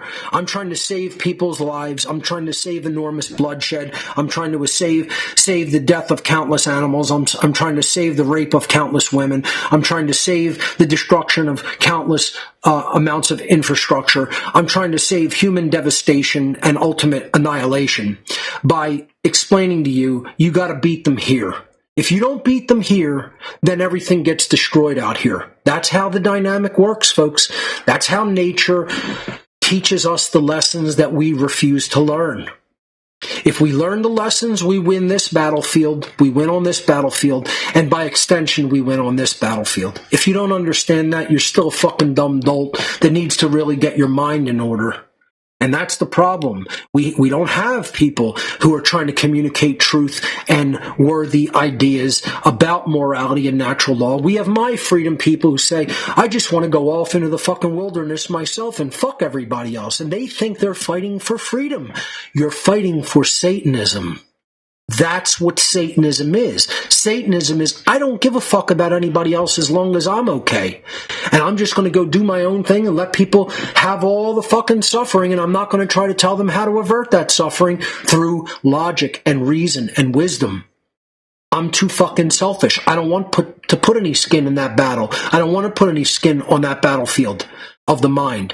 I don't want to teach. I don't want to enlighten. I don't want to help people to understand real objective morality and natural law. No. I can't be bothered with that. I don't have time for that. I don't have the resources for that. I don't want to do all the work necessary for that. Well, guess what, motherfucker? Those are the requirements to be fucking free. And you don't understand those requirements, and you think you understand what the requirements are, and you're fucking shit for brains wrong. You're shit for brains wrong. You're not just wrong, you're so wrong that everybody looks at your answer and they go, you know what? You're a real fucking shit for brains, moron, retard. Like, you're laughed at because you're so fucking wrong. And this is what most of the so-called freedom movement is. You're not fucking real rebels. You're not fucking real revolutionaries. They would drop their fucking knickers and piss on you. They'd piss in your fucking mouth. And you'd probably like it. Because you're that much of a fucking... people who think like that are that much of fucking cucked out losers. You're cucked losers. Not fucking men, cucked losers. And you're swinging from your master's pole is what you're swinging from. You can't get enough of it. You can't get enough of it. You're just swinging from it. Don't call yourself rebels. Don't call yourselves Americans. And you know what? Don't call yourselves fucking men, because you're nothing of the kind. You're some cucked fucking pussy is what you guys are. With no skin in the fucking game, you bought into what the neo-feminist wants you to buy into, which is be a self-serving jackass, loser, fucking moron, retard.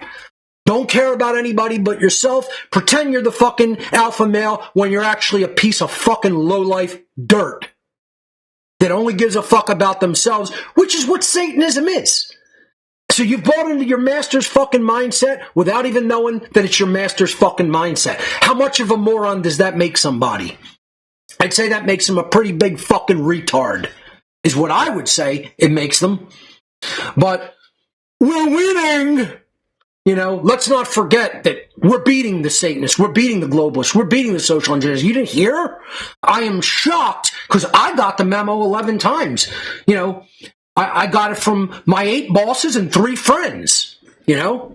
The Bobs even came over and gave me the memo, you know. I'm surprised you guys didn't get it, you know. I guess you were cucked in the bedroom at the time, you know. That's what happened. This is where men are at. I'll tell you what, I think men are some of the dumbest motherfuckers that there are. You know, like I said, once they get the info, most women don't fight me on this stuff. Men fight me on it. Men don't want this to be true. Most men fight me on this more than women do. Okay? This presentation is much more popular with women than it is men. Women can see, wow, this has been largely the thought process I was taught to embody. Men can't even fucking see it because it's so fucking hidden to them. That's how dumb they are. They're just, I just went along with whatever women in my life wanted me to go along with. You know? I'm just an egotistical piece of shit that I don't give a fuck about anybody else or their education. That's not my responsibility. I just want to go out into the fucking forest and try to survive as a fucking hermit. But I'm for freedom. And I know how the dynamic of freedom works, don't you know?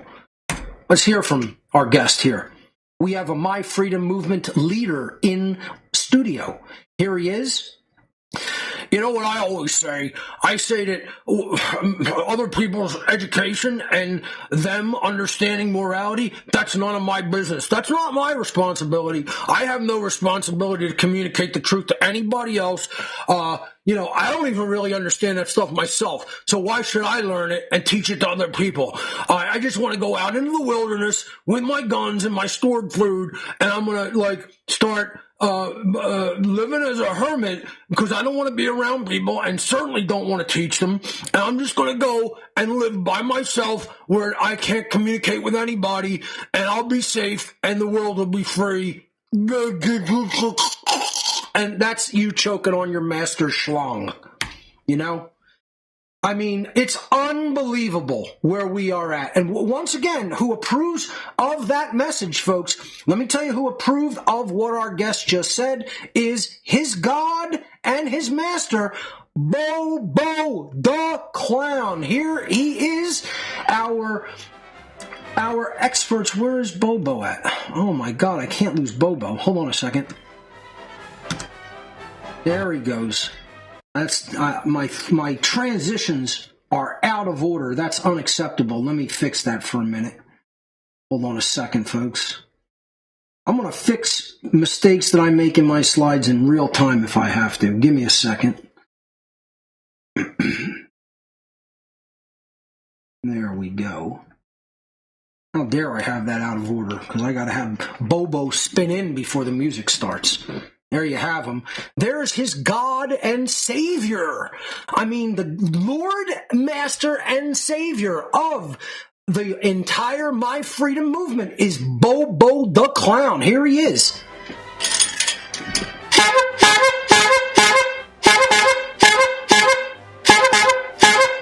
Well, we're getting creative with Bobo's music. There he is, folks. Bobo the Clown, the God and Messiah of the My Freedom movement. Absolutely. And boy, oh boy, do they all really, they are made in the image and likeness of their God, let me tell you. Yes, they are. It's a beautiful thing when you're made in the image and likeness of your God.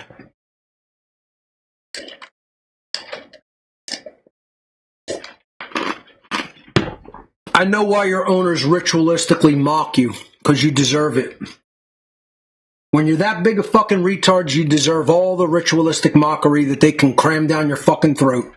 They can cram it down your gullet. So, neo-feminism is a mind control-based eugenics program. That is a mind virus. That is a complete injection of distorted thinking that almost the entire planet is infected by. You want to know what the real pandemic is? The overall worldwide virus that is almost inescapable no matter where, the remotest places of the world you go, it is the satanic mind virus. Make no mistake about it. That's the pandemic you got to find a cure for. All the fucking losers out there who sit on their ass and do nothing. You better find a cure for that fucking mind virus. Neo-feminism is a mind control-based eugenics program designed to breed compliant slaves and to eliminate rebels, to completely breed out all forms of true righteous rebellion, to breed out independent thinkers and spiritually awake human beings. One of the most fundamental aspects of this program is to influence the vast majority of women to be attracted only to men who are the most fitting to perpetuate the system of human slavery. The ideas that are injected into the minds of women through the neo-feminist agenda are to tell them you are only to be attracted to the men who we tell you to be attracted to because they have the most appropriate qualities and mindset to continue the slavery system instead of to fight it. And they certainly don't want you breeding with the real, genuine men who understand what's really going on and aren't fucking dumb sports quackers, okay? Because if you breed with them and you have children with them, you're going to teach your children those ideals and values. And then it's going to be a real problem if that population snowballs into the future. It's going to be a real problem for the Satanists, the social engineers, the globalists, the dark occultists. They're going to have a big problem on their hands at some future point in a future generation of people. So they don't want that. They want the guys cocked and feminized. They want the women overly masculinized and believing all kinds of fucking nonsensical bullshit, brainwashed to the nth degree, and completely following a satanic slavery agenda.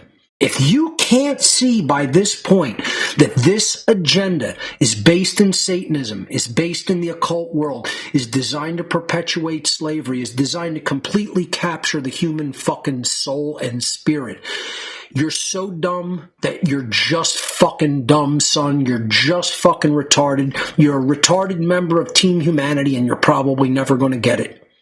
And the failure of that is because the people who actually say that they're listening sat back and continued to listen without taking any right action in the world by teaching this knowledge to everyone. You guys are the ultimate underlying causal factor for why the world stayed as dumb as it is and went into tyranny and slavery as quickly as it did. If you want to look for the cause, look no further than the nearest mirror that you can stare into and feel ashamed of yourself because you did nothing during that time period. You can't blame Mark Passio, and history will prove me perfectly correct because I am. And I'm not going to say I'm perfect, but it will prove that the general overarching concepts and ideas that I presented during this entire podcast were about as perfectly correct as you can be. I ticked off every box. I hit every nail on the head. I put everything neatly into place in a well-designed progressive structure for people to learn from. And you know what they did? Either they ignored it, they said, I don't need to know that, I can't be bothered, or that's for someone else to do. I'm not getting involved. I'm putting no skin in the game. I'm not going to get involved in that war effort. I'm going to go and hide in the fucking wilderness. And then we wonder why tyranny is progressing so quickly. We wonder why we're not moving toward freedom. We're moving toward deeper and deeper bondage and tyranny. Yeah, we wonder about it. It's just such a fucking mystery, isn't it? Yeah, we went from this to this, right? Let me show you that transition again. We went from this during the Revolutionary War era to this. That's where we're at. Yeah, and we're way worse than this. Like, if we got back to that, it might actually look, wow, we're making some progress. Like, it's far worse than this today.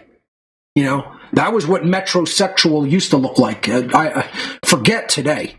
You know, the images would be so disturbing, I won't even want to look at them for a few seconds. I might turn to stone like I'm looking at fucking Medusa. We went from that to that. And if you don't see that as a crying fucking shame and something that we should put our fucking head in our hands and weep over, there's something seriously fucking broken inside of your fucking soul. Osho, who is actually pretty great, actually, you know, was positioned to be some new age leader, rebelled against that, said, no, I'm going to teach real spirituality, and, went and did his own thing. I think his work is great. No society wants you to become wise. It is against the investment of all societies.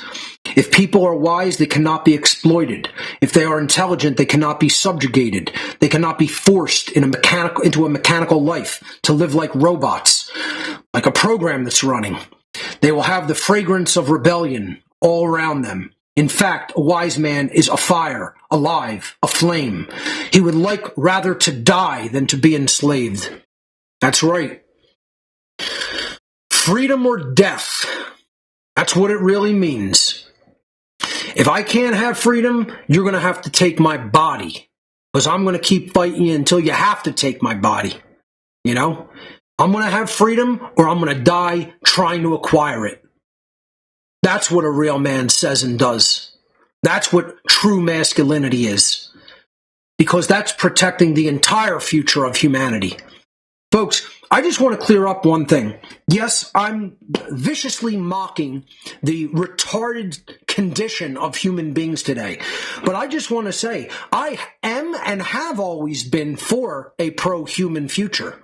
I've always said I want humanity to succeed and defeat this tyranny and slavery so that I could see what the real potential of this species is, because I can see that our potential is practically limitless. That's how amazing of a species humanity could be if we get out of the current conditioned mental, psychological, and spiritual state that we have been socially engineered into. The Team Humanity meme that I have made is about the current human condition. It is not about human nature. It is about the condition that we have been satanically inculcated into. It is not what the perpetual condition of humanity must be. That is a choice. But I'm going to viciously mock the current state. That's the current condition. It's not nature. The nature of humanity, once again, and I'll say it every single week, the nature of humanity is that we are a programmable species. If good information is programmed into us during our formative years and our then adolescent and early adult years, the behavior that we exhibit because of the information that was programmed into us will also be good, orderly, prosperous, in harmony with natural law, and we'll have freedom as a result. If, on the other hand, junk, mental distortions, bullshit religion, statism, egotism, Satanism, all of these total distortions in thought, all of these viruses of the mind are programmed into us from when we're very young. What do you think is going to happen to our thinking process and subsequent behavior? Do you think it's going to be good? Do you think it's going to be orderly? No. It's going to be complete junk. It's going to be garbage. And we're going to get garbage as a result. We're going to have disorder. We're going to have chaos. We're going to have death. We're going to have war. We're not going to have any prosperity. We're going to have financial slavery. We're going to have physical slavery, where all of our rights are going to be lost to tyranny. How can't people understand this simple dynamic that that's what human nature is and that's how it functions? We're a programmable species of the mind. When good information informs the mind, good behavior is then chosen by the mind, and then good results happen societally in the aggregate. And if garbage information gets programmed into the mind makes terrible decisions and choices. It picks bad behaviors that are out of alignment with natural law, and humanity eventually becomes an enslaved piece of shit species. This is not rocket science to figure out, morons. This is not rocket science. And I'm talking to all the people who still insist there's no such thing as natural law. That's some kind of a red herring. That's something Marx making people believe in. No, that's exactly how the universal laws function. You're just too stupid to fucking see it, moron. And the people who fight me are all dumb, cocked, often young, inexperienced, fucktarded men who don't understand even how to form any kind of a legitimate nature and reality-based understanding or worldview of how things work in the world. That's how dumb they are. They're just so fucking dumb that their intellect has actually really been ripped away, and they're victims of the Dunning-Kruger effect that believe they're somehow intellectual when they're pseudo-intellectual retards that believe that they're far smarter than they actually are. Those are the kind of cucked loser dudes that I'm talking about. When you're the most absolutely fucking feminized losers that exist on the planet because you're so dumb. To being that dumb is like ripping away every aspect and shred and characteristic and cell of masculinity that can be possibly ripped away from a biologically male being. When you're that dumb, you have lost all of your masculinity and your balls have been captured, son. And that's where most of the guys within the sound of my voice are. You are ballless loser cowards that don't want to accept how reality functions. And guess what? I'm talking to the bulk of the whole so-called freedom movement. All of the anarchists out there, you're just junk for human beings, the vast majority of you guys. It's unbelievable how much you guys still don't understand about how nature functions. Just absolute little fucking boys in your mentation. You are little fucking crybaby bitch boys in your mentation. You can look as masculine as you want on the outside, be all jack pump, but looking lumbersexual as shit, and you're still a punked ass bitch little fucking baby. And I'll tell you that right to your fucking face. Should the subject come up. And it's because you don't understand this agenda, because you know nothing about the fucking occult, and that's what makes you a fucking perpetual little fucking cucked bitch baby. Our future, if we don't put an end to it, if we don't stop the agenda that's going on within Satanism and the neo-feminism agenda, this is our future.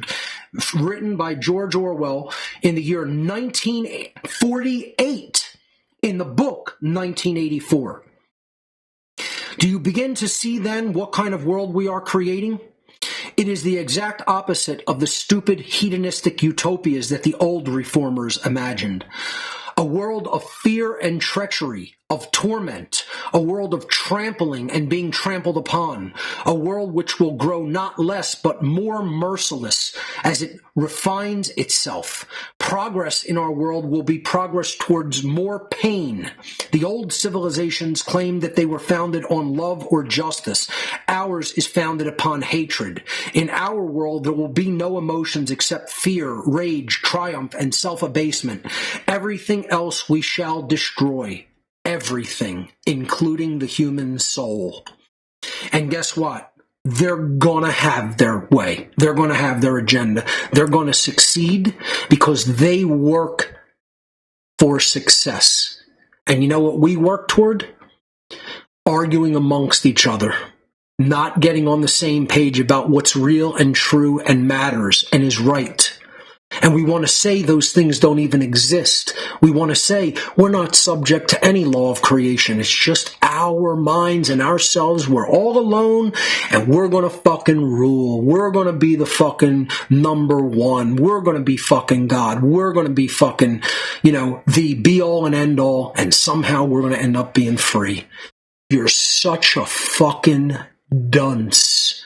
You're a little shit for brains in a high chair, baby eating string peas and pooping in his fucking diapers, dunce. If you don't understand that we are subjected to laws of behavioral consequence, and when we think incorrectly, then that leads our behavior into incorrect, immoral behavior. We receive consequences by nature. We receive consequences by the underlying intelligence that is inherent to nature that can bring about all of the factors and consequences which we must experience to realize how incorrect we were, how we were programmed with garbage because we are programmable, and how we chose poorly. And then our behaviors were junk, and we advocated for junk, and then we received junk. As a result, once again, this is not top level, high level education. This is for the little baby in the high chair getting spoon-fed strained peas. And still, they can't get it. Still, you can't even take it in baby spoon-fed amounts that are already fucking chewed up for you and strained of all fucking bits of any larger matter. That's how weakling you are. You're that weak. And really is just that you're that dumb. There's people who have been made to be so dumb. You will die dumb. We have to just accept, we really have to reach the minds of children and program their minds correctly. We have to put the correct programming into the minds of children so that they think correct thoughts and then do correct behaviors instead of doing incorrect behaviors because they've been given incorrect information and have totally fucked up virus-infected thoughts. And the people in the freedom movement, so-called, aren't doing that. They're sitting back on their lazy asses with no skin in the game, doing nothing. Being cucked, thinking that they're smarter than they are, insisting that they couldn't have been duped, that they're not wrong, insisting there's no influence of the occult, insisting Satanism is the worship of some stupid fucking Christian-based deity, and insisting that fucking human nature is, it's good, it's bad, it's lazy, it's this and that. I'll do the human nature is clown dance. We got to come up with one. You know, I need to animate Bobo there to do the human nature is good or bad clown dance. You know? We'll get the horn a honking all day long for that one. That's where we're at, folks. That's where we're at. Continuing this quote from the O'Brien character in George Orwell's 1984, one of the villains, he said, already we are breaking down the habits of thought which have survived from before the revolution. Listen to what he said. We are breaking down the habits of thought which have survived from before their revolution to take over. Meaning we're eliminating independent thought. We're eliminating the thoughts that can actually untangle our complete mess of the web that we are weaving in the human mind. We're going to make that impossible. We're going to break down that reasoned thinking, that logical thinking. We're going to destroy that so that people can't see what we are doing to them. We have cut the links between child and parent, and between man, and between man and woman. No one dares trust a wife or a child or a friend any longer. But in the future, there will be no wives and no friends. Children will be taken from their mothers at birth, as one takes eggs from a hen. The sex instinct will be eradicated, and we're already well along the way toward that in many nations, as we'll talk about. And it's coming here to America with asexuality. Procreation will be an annual formality, like the renewal of a ration card, just to bring new slaves into the world. We shall abolish the orgasm. Our neurologists are at work upon it now. There will be no loyalty except loyalty to the party. There will be no love except the love of Big Brother. That is what the Satanists want. They want themselves positioned as God and everyone else worshiping them. Like a sick, twisted, robotic, wind-up toy race.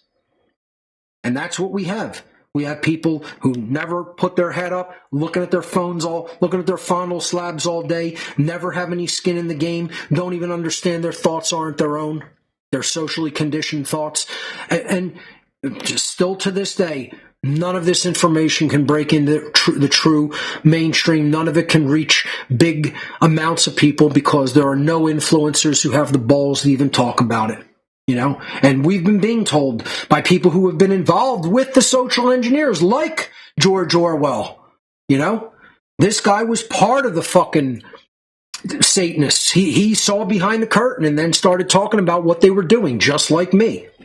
Very similar life path, where he got a peek behind the corridors of power, who was really running all the institutional bodies. He saw what their agenda was. That's describing Satanism as well as it can be described, ladies and gentlemen, what you just saw. That is describing what the worldwide hierarchical network of Satanism wants to create. That's the future if we don't stop it. That's their vision for the human future. So when people complain, Mark, you're telling humanity that they're retarded. Well, humanity is fucking retarded because these are the people who are leading it. And that's about as retarded of an agenda as any agenda can get. That's what Satanism is. That's where it's leading us. The fact that people haven't done anything to stop it already means that they're even more retarded than these people. That's the condition that they are in. It's not their nature. Start worrying when I start telling you that the nature of humanity is that we're retarded. That's not our nature. We were created as a programmable species. We are programmable through information. Nothing is special about this process. Anybody, no matter how conditioned that they have become, with enough force upon their mind, the brain and the thought pathways are plastic. That doesn't mean they're made of plastic, chemicals. Understand what plasticity means in neuroscience. It means that the brain is capable of reorganizing itself. The neurons and the neural pathways are capable of changing and restructuring and firing in different ways and learning and growing. That's because we are a programmable species. We have a neural network inside of our incredible brains that is capable of coming back from some of the most destructive damage. And it is very plastic, and that kind of damage can be undone with much work. It is like rehabilitating after you get in a car accident. You have to do a lot of work. If every bone in your body has been fucking broken, expect physical rehab to last possibly for many months, if not more than a year, possibly several years. And if you do the work, you'll be on your feet and walking again. And if you don't do the work, it'll take a lot longer, or perhaps will be never. So it's the same way with the mind. The mind can be repatterned. The mind can be restructured. The mind can recover from immense damage that is done to the mind and the brain because it is plastic. It has plasticity built into it as a characteristic. If you understand that and you do the work and you admit that you were duped and you want to do the shadow work and you want to reform, you want to repent, it is possible. If you are deeply calcified and you think you're fine and you think you know enough and you think you're okay and you think you haven't been affected and you think you're not brainwashed and you think you're too smart to be duped, you're going to die in your current condition of fucking brain damage, because that's where you're at. You have fucking brain damage. You have mind damage. You have soul damage. You're not only damaged in the physical brain, you're damaged in the mind, which is your psyche, your psychological makeup, and you're damaged in the soul. You got to start healing it at every level. That's what shadow work is. You're looking at all the uncomfortable things about yourself that are required to change if the world in the aggregate's going to change. The world in the aggregate does not change until the individuated components called the people, the individual aspects of the macrocosmic whole, change first. The people have to change in their internal, mental, emotional, and spiritual makeup first before anything in the outside external domain can change. So all you have to do to find out why it's not changing at any kind of appreciable rate that it should be changing at, if we're going to defeat tyranny and we're going to defeat Satanism, is you have to look at how many people are actually learning and growing from that perspective. Are they really learning truly the requirements in knowledge that they need to learn to reform themselves, their own brain? Are they learning the characteristics of what is involved with the dark occult and the mind control programs and viruses that they formulate and propagate and use as weaponry against all the masses of the people? Are you truly reforming in a spiritual capacity by learning true objective right versus wrong, true objective morality under natural law, and how that brings to us the aggregate consequences of the behaviors that humanity chooses? And then we receive a result, a consequential result that we then have to live within until we make those changes, perform different behaviors, and get a different result.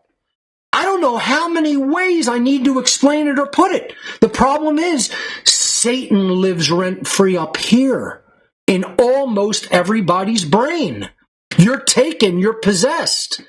The people who argue with this, you are owned up here by the energy, by the force called the adversary, Satan, the opposer, that wants you enslaved mentally, spiritually, and physically, and you are. They took you. They own you. They possess you. You are possessed. That's what possession is. It's a distorted mental force that lives rent-free in between the fucking ears. And the individual has basically been fucking pushed out. And there ain't nothing running there but a fucking program. It's a satanic program running between the ears. That's the world that we live in. The Matrix is not external, folks. The Matrix is here. All of the expressions in the external domain are a result of what has happened here. That's the first Hermetic principle. The all is mind. Everything is a reflection of what is going on in the internal domain. So if the world out here is all fucked up, by definition and by law, in here has got to be all fucked up. In most people. Not in all people. Some people have done the shadow work. Some people have healed in those capacities. Some people do know how it really works. But piss poor, unbelievably small fucking handful. That is so small that I've described it like I go on the beach and I drain my mug.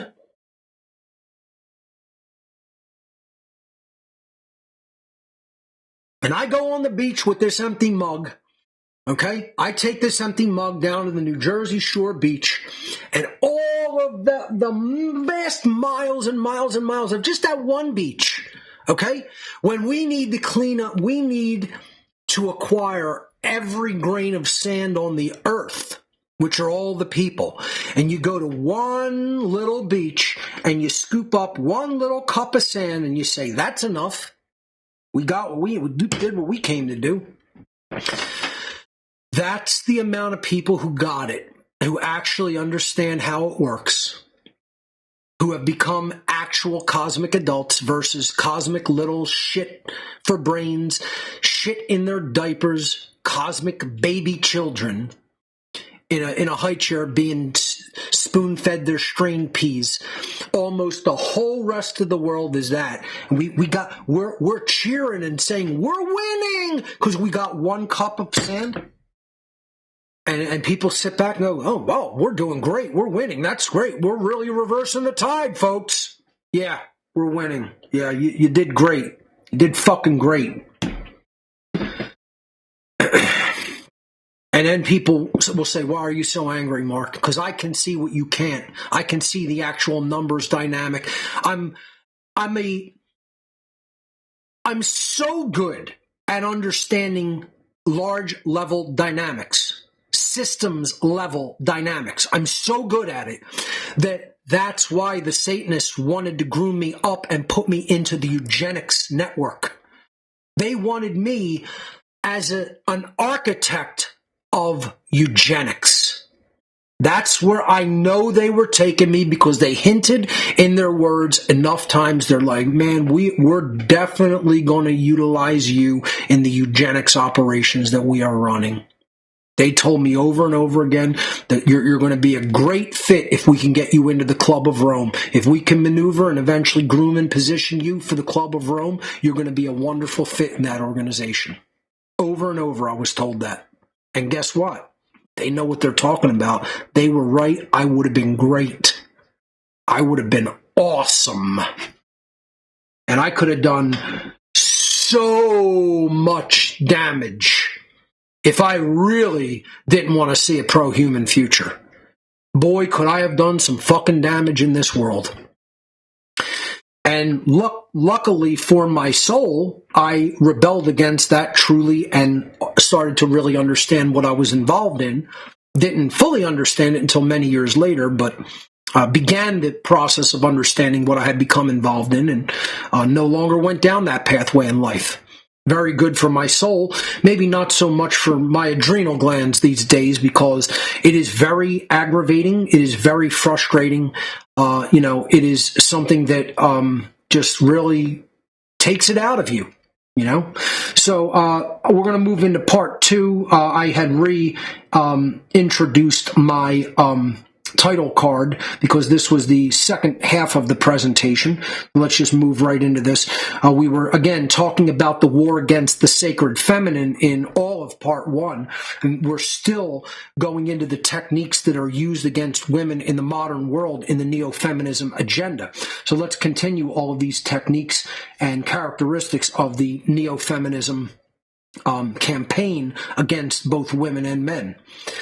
One of the tactics is to perpetuate this idea that men have privilege over women in society, this myth of male privilege, as if I was ever handed anything simply because I was a guy. As a matter of fact, men have it much harder in the world than women do.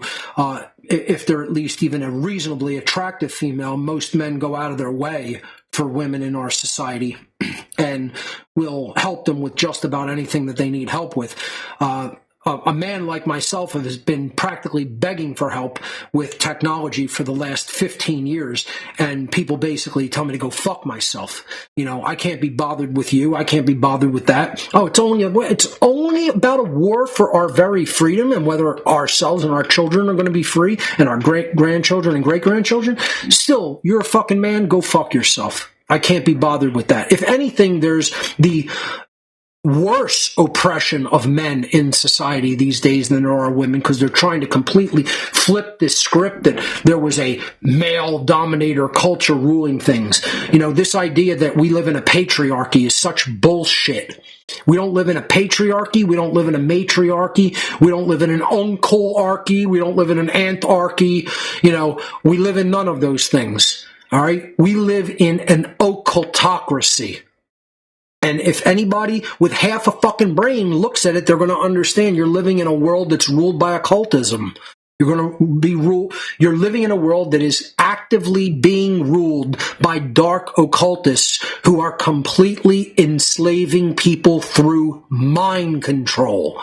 That's where we live. And they do that through their communications and publishing technologies to get those ideas firmly embedded in your shit for brains mind. And they are very successful at that. That's why I call them a technological or technotronic occultocracy. They're a technocratic occultocracy. So one of the techniques of this occultocracy is we'll tell everybody that they're living in a matriarchy where men rule everything. It's not occultists that are men, female, male, female, rich, poor, black, white, every nation, every denomination of ostensible religion. People will never understand the occult world. They'll keep thinking of it the way they want to think about it, as dunces. They'll keep thinking about it. I was never involved 1 second of one day, but I'm going to tell you it's just all the Jesuits. That's how it works, Mark. You didn't hear? I was never involved in the occult 1 second of one day, but it's all rich people and that's it. There's no poor people allowed in the occult, but I have my head up my ass because I was never involved for 1 second of one day. And then they're going to tell me I haven't seen and lived my own fucking life experience, that it's every race, it's every ostensible religion, it's every income bracket, it's every fucking gender, every age of people. I didn't see any little children involved in the occult. Let's face it.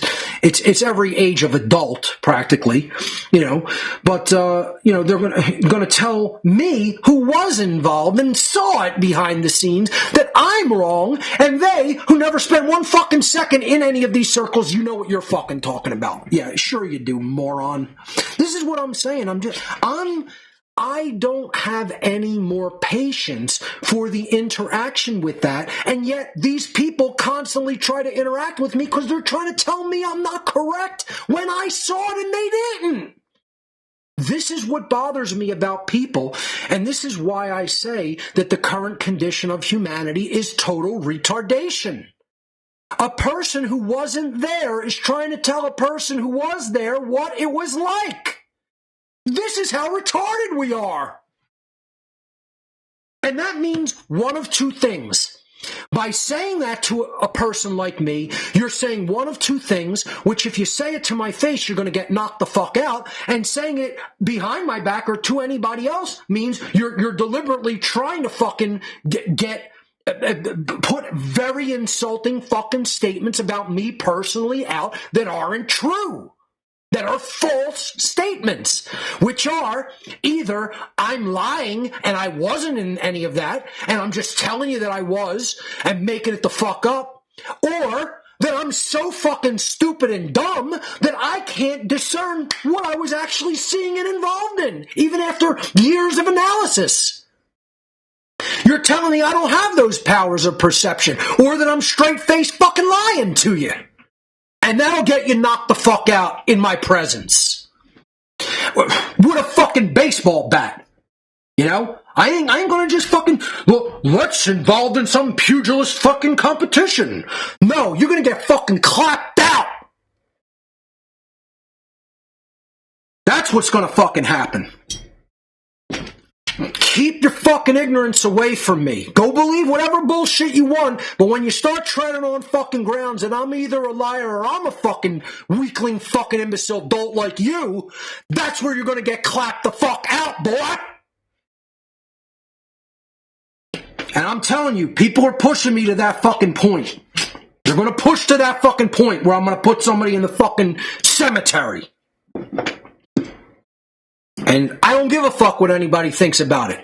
I'm telling you what I endure every fucking day by fucking people who didn't live my life experience and then want to tell me I don't know what the fuck I'm talking about. And they do. You deal with that for one fucking day. How about a mother out there who had a cesarean section and almost dies to deliver her own fucking child, and then somebody walks up to you a couple weeks later while you still got a fucking big C-section scar fucking bleeding and tells you, you never had a fucking kid, cunt? Imagine that. Imagine somebody walking up to you and saying, hey, cunt, you never had a fucking child. You'd want to pull out a gun and blow the fucking head off. This is what I live with every fucking day, morons. And you don't see it. Because you're sitting on your ass doing nothing with no fucking skin in the game because you're weakling fucking cowards. You want to tell me I have no reasons for being angry seeing what fucking people have become. You don't see it because you ain't involved, dumb fuck. You don't see it because you're a fucking coward who fucking has no skin in the game and does nothing to advance the fucking effort of the war for the human mind and human freedom. You do nothing. So-called male privilege is the neo-feminist idea that men are somehow given distinct social advantages over women based primarily upon their sex, their physical gender. You know, imagine. Men who are doing the most dangerous fucking work in the world are being told, you guys have some kind of fucking privilege, you know? What pretty homeless girls do you fucking see, you know? Because no, anybody would be willing to help them because they're going to use the old trade it for sex or even the promise of sex, the possibility of sex. Men don't even have to get tempted by actual sex. They're tempted by the possibility for sex and start doing a bunch of shit for women they don't even fucking know. You know? I mean, again, and there's a difference between, you know, treating people with respect or nice versus, you know, being led by the nose by them, you know? And that's what most men will allow women to do. And then they want to flip the script and say it's male privilege. Yeah. Somebody came up to me and said, you know what? Just because you're male, I just want to, you know, help you live your life and achieve your goals. You know, just because you have a penis. That's it. You know? Yeah. Imagine. That's what morons out there believe.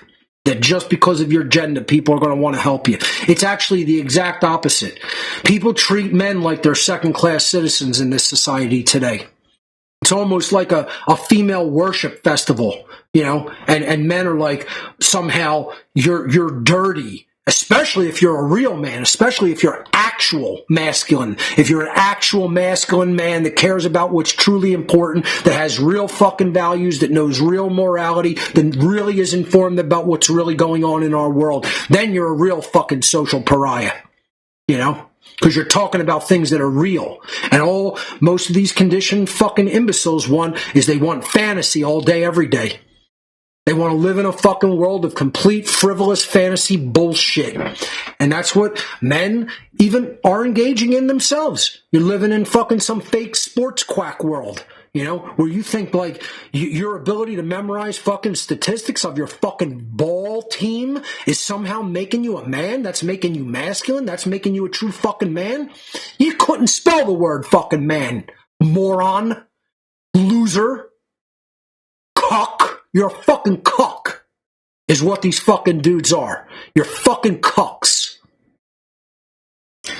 Dumb cucks, you know? You couldn't spell the word fucking man if you tried, let alone be one. Yeah, here's male privilege for you in our society. 97% of combat deaths, 93% of industrial deaths and accidents, 80% of suicides, 76% of homicide victims, and the winners of custody, and this has changed in recent years, it is not that split. It has skewed even more. It's about 92% to 8. So men lost even 8% of that. 92% of women win custody battles today. That's where it stands. This is old statistical information.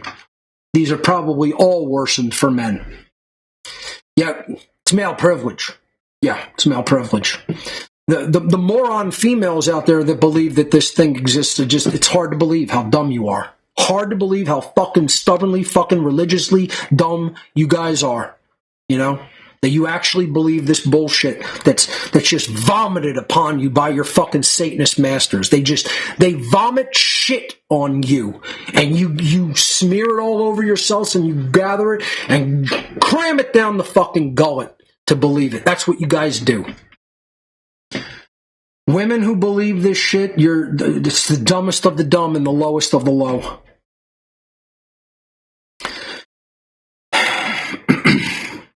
Look at the breakdown of really how society is functioning today. Money completely flows to women from men, especially when marriage is involved. And the media just keep bombarding people with that this isn't happening. This isn't happening. You know, that men are somehow privileged. They comprise over 80% of all infrastructural workers, over 90% of all technological innovators, and over 65% of taxes are paid by men. And then through marriage, getting basically entrapped into a contract with the state between the man and women as the middle person, the middle entity based in violence. The man's money all moves toward the women, especially after a divorce. Women are 80% of consumers in society and make most of the choices when it comes to the consumer market, which we already talked about. Probably over 85% of the actual purchasing decisions fall to women. There are 54% of voters in society. 60% of women are actively on some type of welfare assistance or program provided by Big Daddy government, because that's the real husband in the relationship. And this all just continues to generate more money for the state, for the courts, for total consumer level things, often things that are sold at Walmart and they're made cheap by cheap Chinese labor, and people keep buying them over and over and over again. You know, this idea that really poor people buy the worst made things and they think they're somehow saving money by buying the bottom of the barrel crap, when in fact they're spending more money over a long period of time because they keep buying the same things over and over again. Or if they bought halfway decently built technology and equipment, it wouldn't break down as fast and they wouldn't spend as much over longer periods of time. All this money flows toward more consumer purchases, more taxes, more workers, etc. No entrepreneurs, no people who are truly independent. And people think this is a society ruled by men. Men are the people who are getting shafted the hardest as a result of the way this whole structure of disease and fucking slavery and fucking debt-based finance is all structured. And people actually can't see how it's dividing the familial dynamic of what should be acting as the glue between men and women and breaking us down and atomizing us and making us ripe for the slaughter and acting as a divide and conquer strategy between men and women. They can't see it. They're just too dumb. Just too dumb to see it. I just can't believe things stay that way is my problem. You know, the long periods of time that have gone on since I've started doing this, and people have learned nothing. They've made no progress. The whole of society, when it comes down to the aggregate level of the whole of society, we've not only made no progress, we've slid backwards, far backwards into the negative territory. We are not only not getting any closer to the accurate understanding of how this all functions, we're getting infinitely further away from it. And we're becoming infinitely more and more and more divided in society between men and women. That cohesive familial bonding glue is being broken down more and more and more, and we're becoming increasingly atomized and at each other's throats. And that's exactly what the Satanists who rule this world want. Let's talk about one of the elephants in the room, one of the things that is the most utterly disgusting that women involve themselves in and completely taint themselves as a result of involving themselves in. There's some of them, this is some of the most low-life behavior imaginable, is supporting the order followers of our world. And most women don't even care if men act in the job as an order follower, a cop, or a soldier, because they only care about whether they're going to be provided any level of physical creature comfort through money. Thank you.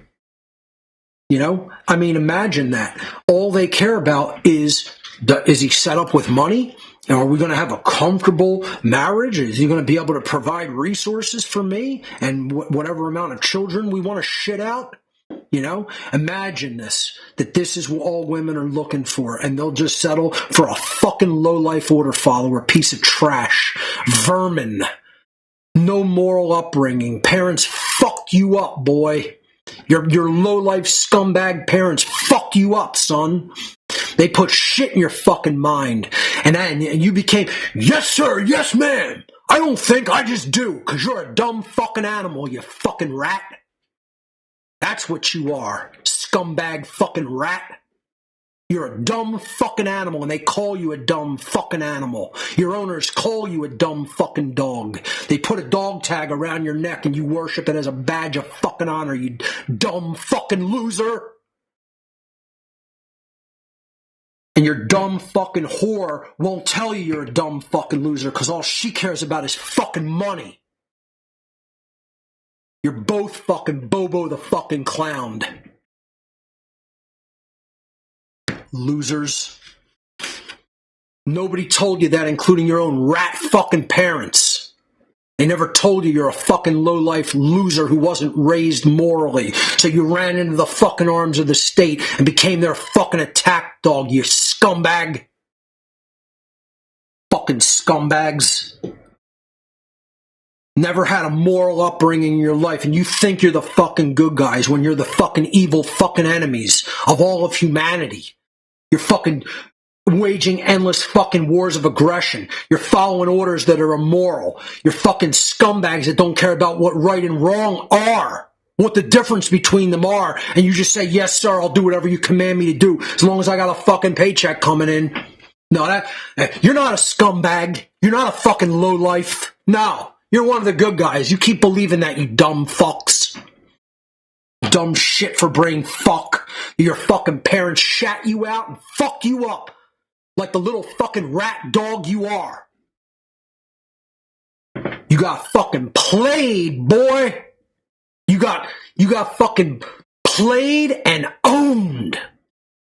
And you're too dumb to see it, you rat fucking dumbass. Fuck you. You don't even deserve somebody's fucking help to take you out of your fucking mindset, order followers. That's how much of trash you are. You belong in the fucking ground as fucking fertilizer. You're not even good enough for that. And I'll let fucking dogs, wolves, and vultures eat you. Most order followers of our world are loser men. Laughingly, let's wrap that in double quotes, please.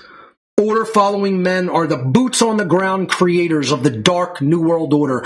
You are the generators of enslavement through your violence. Loser order followers.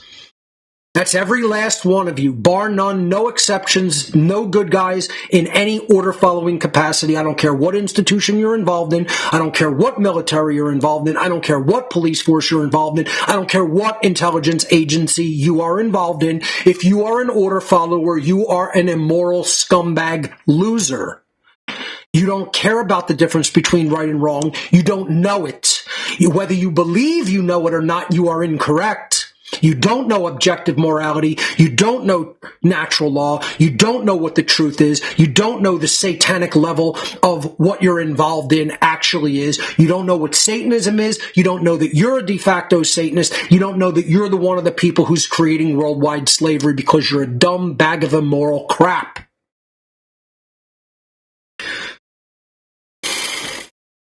Women consistently support order followers through their careers and lives. How many women support what these order followers do? How many of their wives, mothers, sisters, daughters, etc. would continue to sanction the order following men if they were to wake up to the agenda these men are creating through their immoral behavior? Meaning, if women woke up, how many of them would say to these fucking loser, low-life pieces of fucking immoral trash order followers, you're a low-life piece of immoral trash order follower and you should quit your fucking job. I don't respect you. I'm going to disown you as a family member. I don't want anything to do with you as a fucking potential mate. No. They flock to their arms. It's like, oh, you're making good money doing this. Oh, your future's going to be set up. Oh, you're going to have a pension. This, and this. That's all they give a shit about because fucking money is their god. Think about all of these motherfuckers. How many order followers are operating worldwide in every fucking country? Their own fucking parents, their own sisters, their own wives, their own daughters, their own brothers, all their family members. Not one fucking one of them say a fucking thing to them about what pieces of trash they are. They all sanction and support their immoral fucking order following ways. This is why the world is the way that it is. It's the exact reason the world is the way that it is.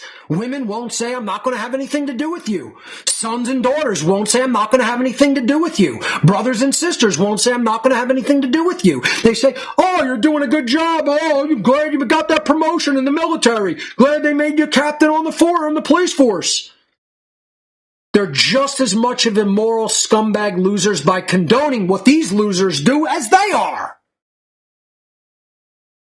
Dirty motherfuckers.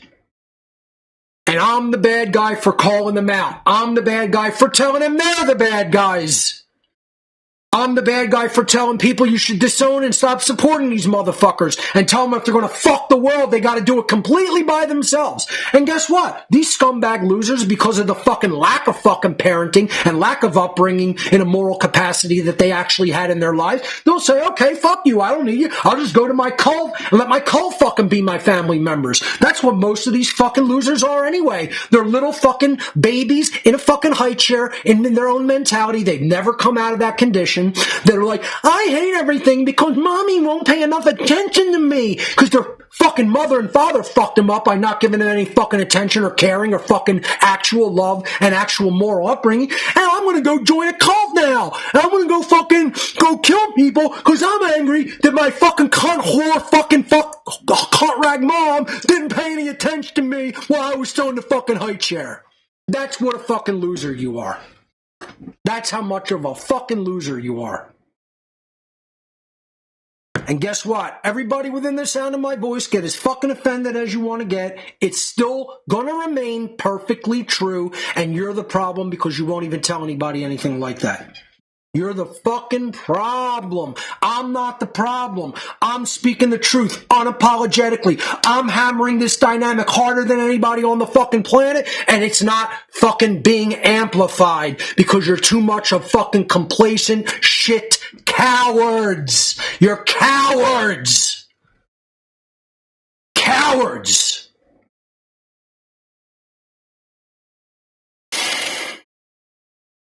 Support our troops. Yeah, go support your fucking asshole.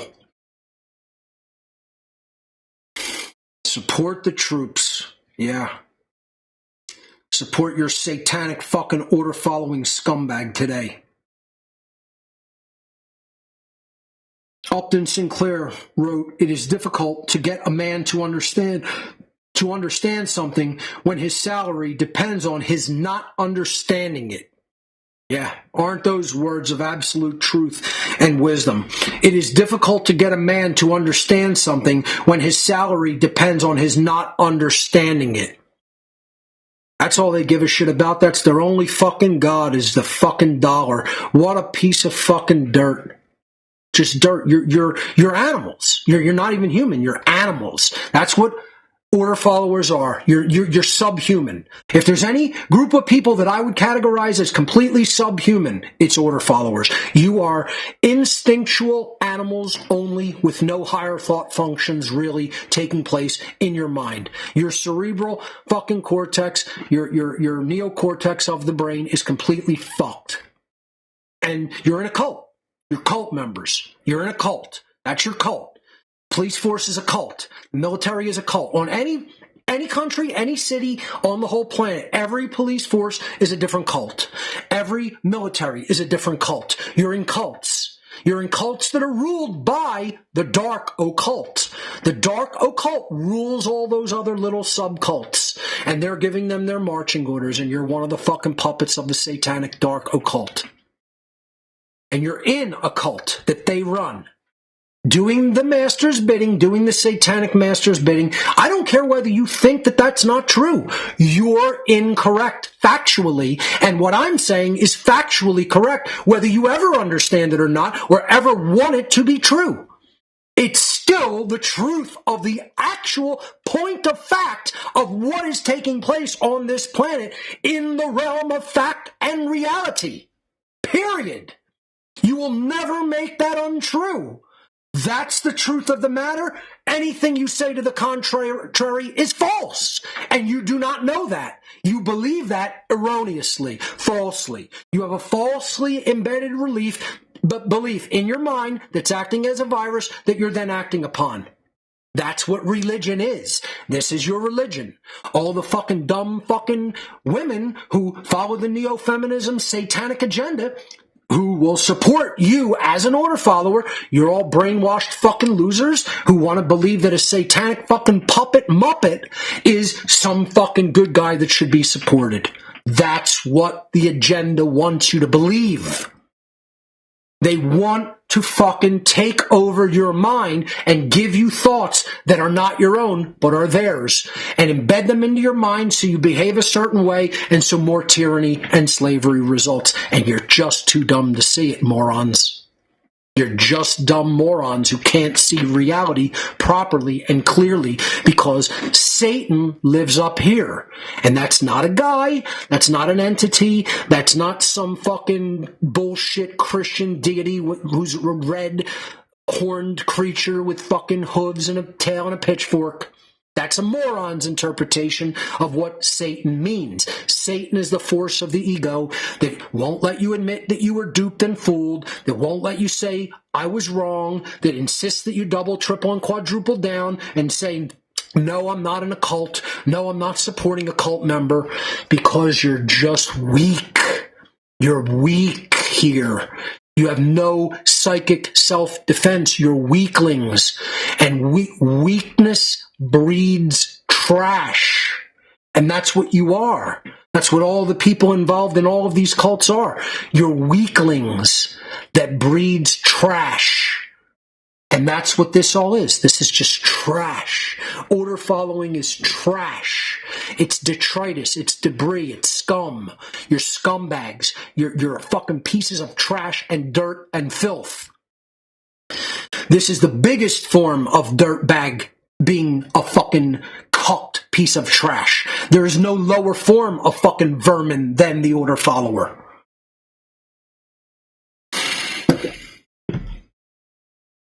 People will never get it. They're too dumb. They're just too dumb to understand it. You're just fucking dumb people, is all it comes down to. And I just have to say it that way. And that's not your nature. That's your condition. Are you going to work yourself out of that condition of being fucking a dumb, dolt fucking asshole? Probably not, because you're just too dumb to do it. You're too dumb to even recognize how dumb you are. That's why the world's going to hell in a handbasket. We have people who are so dumb that they can't even see. Wow, I really lack a lot of knowledge. I don't know any of those things. I'm really kind of dumb. I'm really ill-informed. No, the dumbest people in the world want to tell the actual fucking intelligent people who know what's going on that they're wrong when they've done none of the research. They haven't lived this. I've lived this for the last 20 years of my life. This is not what I've done. This is my identity. This is who I am. It's not just what I've done.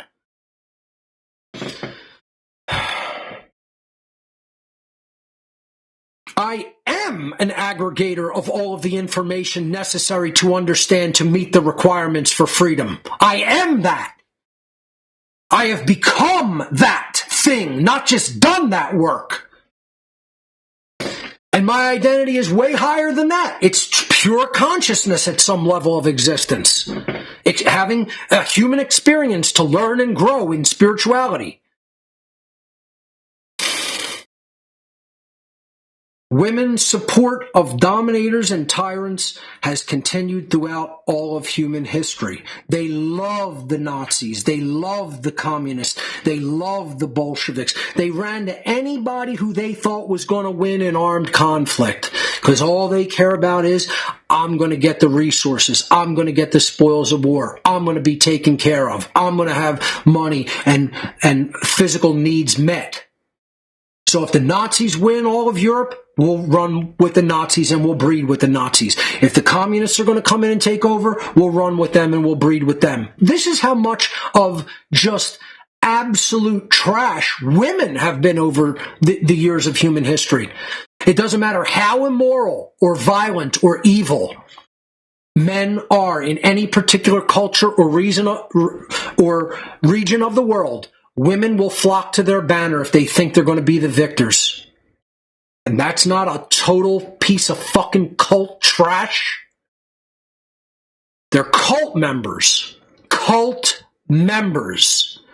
who will condone any level of violence just to have resources thrown their way by men who are going to give it to them.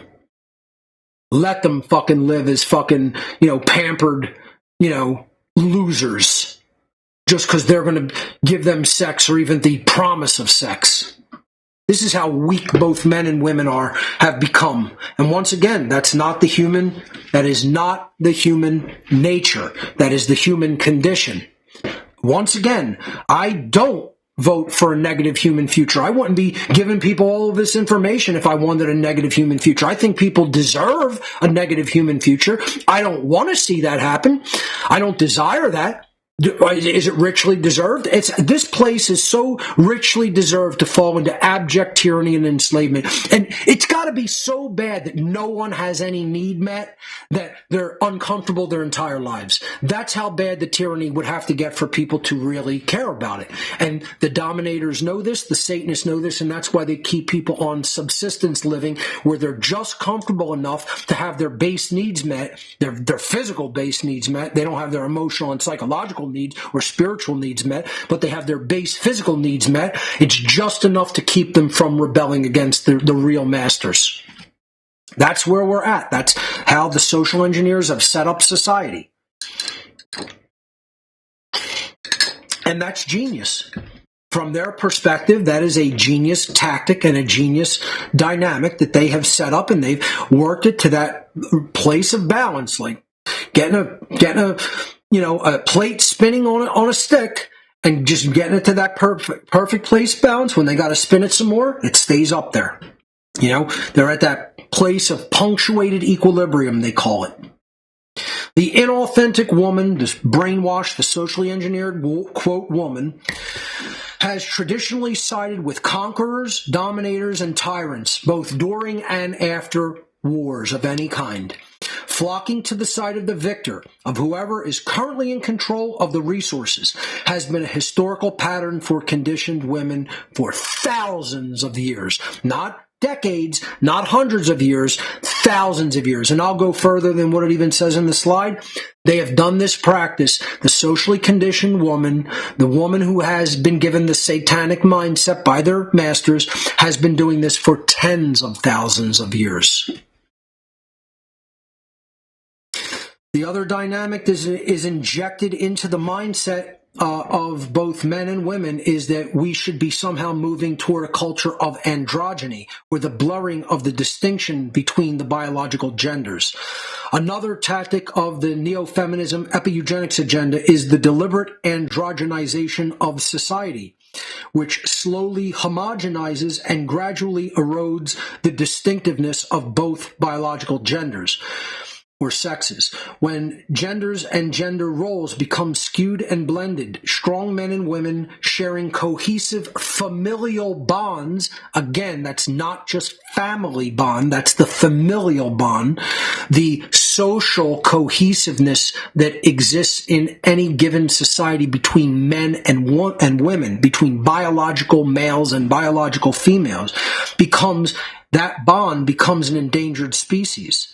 As a result of that familial bond breakdown between man and woman, society becomes weakened at a fundamental level and is easier to control and dominate and eventually enslave.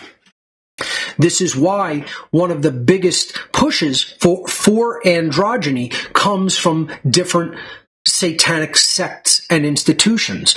One of the organizations, and I talked briefly about this during this presentation when I originally delivered it, but I talked a little bit more extensively about their agenda, was an organization, a satanic church that I had become involved with in the Allentown, Pennsylvania area. It's a city just outside of Allentown, PA, called Whitehall, Pennsylvania. They had an organization there called the Whitehall Church of Satan, run by a man named Jay Solomon, who went by the name Yaj Nomalos, which is his first and last name written backwards. That was the high priest of that organization called the Whitehall Church of Satan. It's very difficult to get your hands on physical copies of their work, their ideologies written down. They did it in self-published booklets that they would get printed at Staples or Office Max, Kinko's, and they would sell those to people who were interested in bookstores or members that actively were members of the organization, as I was. And in the writings of Jay Solomon in the Whitehall book, the Whitehall Church of Satan ideological materials, he talked about the importance of worldwide Satanism, especially his organization, promoting human androgyny. It was one of the foundational linchpins of what he considered Satanism needed to do in the world to basically begin to erode the distinctiveness between the sexes and bring people into a homogenized state, which was far easier to control because you were eliminating one of the most important distinctive qualities that actually would make society stronger instead of weaker, which was that familial dynamic, that familial bond, as I've been talking about over the last several weeks, that should exist between men and women, but is actively eroded through androgyny and the androgenization of society, and is actively eroded the more and more the familial bond is broken down through the gender war that we have been talking about for the last 12 weeks. So it's a huge, huge part of Satanism. I don't have the materials in front of me, but at some point I would like to go over reading sections of the works of the Whitehall Church of Satan that specifically talk about androgyny. And perhaps I will look them up. Perhaps I could even maybe find them in real time. I mean, I don't know. Let me just do this as an experiment. If it doesn't work out, I'll just go right back to the slides. But let's see if I can get some of that material. As a matter of fact, I know I can get it because it's on the ARC. Let me go to the ARC real quick and see if it is in here. Connected to one of my ARC drives on my network. And let's go to the Satanism section. Let's sort this by list. See if we have anything by the Whitehall Church of Satan. Or J. Solomon. Or Yaj Nomalos.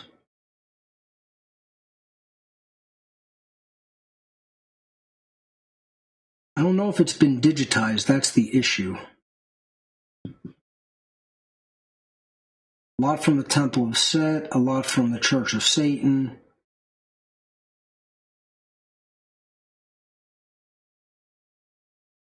Not much from I don't think I have these digitized. That's the issue. Let's see, I thought I downloaded it digitized. Let's see if I could find it. Let's say, let's go to, LibGen. Okay, and we'll find, see if anything is written by Yaj Nomalos, which was his priest name. Nothing there. Let's say Whitehall Church of Satan. Nothing there. As I told you, it's very difficult to find. Let's look it up under J. Solomon. There may be other people named that.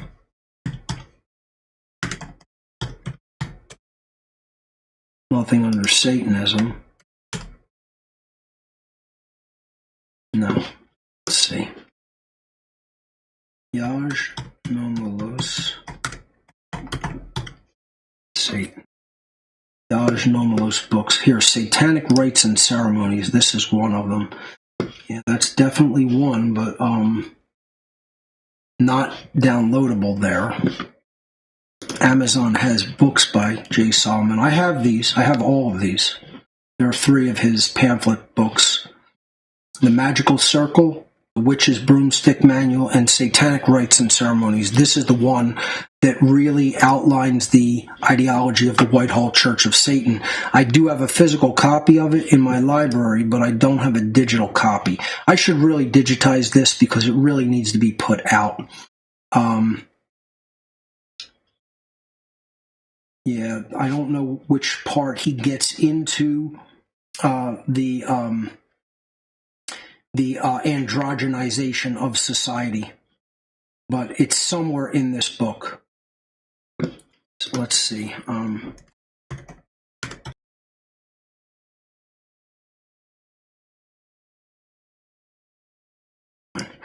So Yaj Nomalos and let's say Satanic Rites and Ceremonies.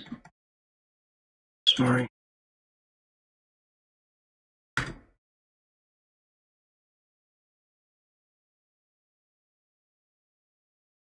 Let's see, PDF. Sorry. PDF.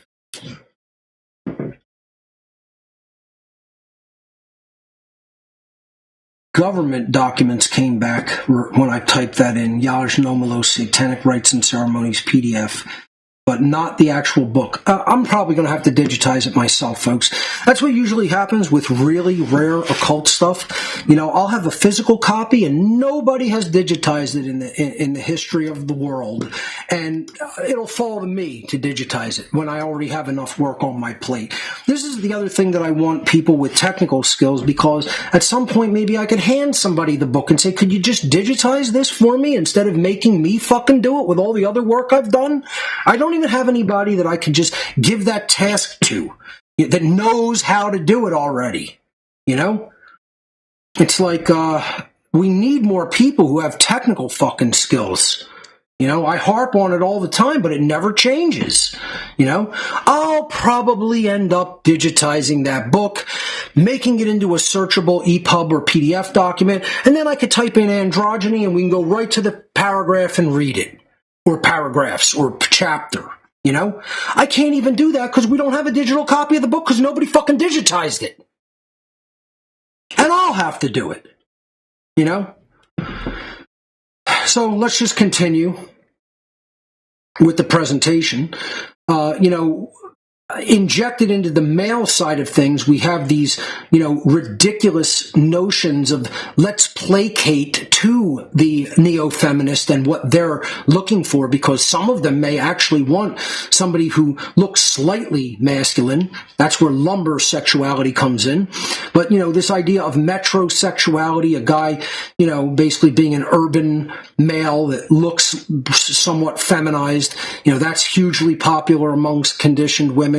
And then the ones who prefer slightly masculinized looking men want the lumbersexuals. They'll grow their beard real long and wear the flannel, and yet they have zero skill sets as a male being that of any survival mechanisms or survival skills at all. They don't know what's going on. They're the same mindset as all of the conditioned NPCs out there, and yet they look like a lumberjack. I'm so glad I don't have to actually hunt, because I have no fucking clue where gluten-free tacos live. So. And, it's a stereotypical meme, but it says what needs to be said. And these are things that are put out there for men to graft onto and look like, because they'll get they'll cut themselves into being desired by the conditioned, neo-feminist female. And it's amazing, again, that women fall for this and actually believe that that's their own idea of what they're attracted to. They actually believe that the idea came from within their own mind. That's the really scary shit, is that you'll have people insist, this wasn't socially conditioned and programmed into me. That's just something that I always thought, and it was always something that I was attracted to. No, not something that you always thought you were attracted to. This is known in the circles of what the Satanists describe as erotic crystallization inertia. ECI for short. And again, another thing that could be difficult to actually find material on, but it is out there. And it's the idea that you're going to become attracted to what things were put most in your environment and your field of vision, and in your mindset most of all. So if, very, very thin and practically waif-like women were constantly shown to you and put in your mindset in puberty, you're probably going to be attracted to very thin, very petite-looking women. If instead somebody, constantly bombarded you with metrosexual male images through music videos or girls' magazines, etc., you're more likely to become attracted to guys like on the left of this image.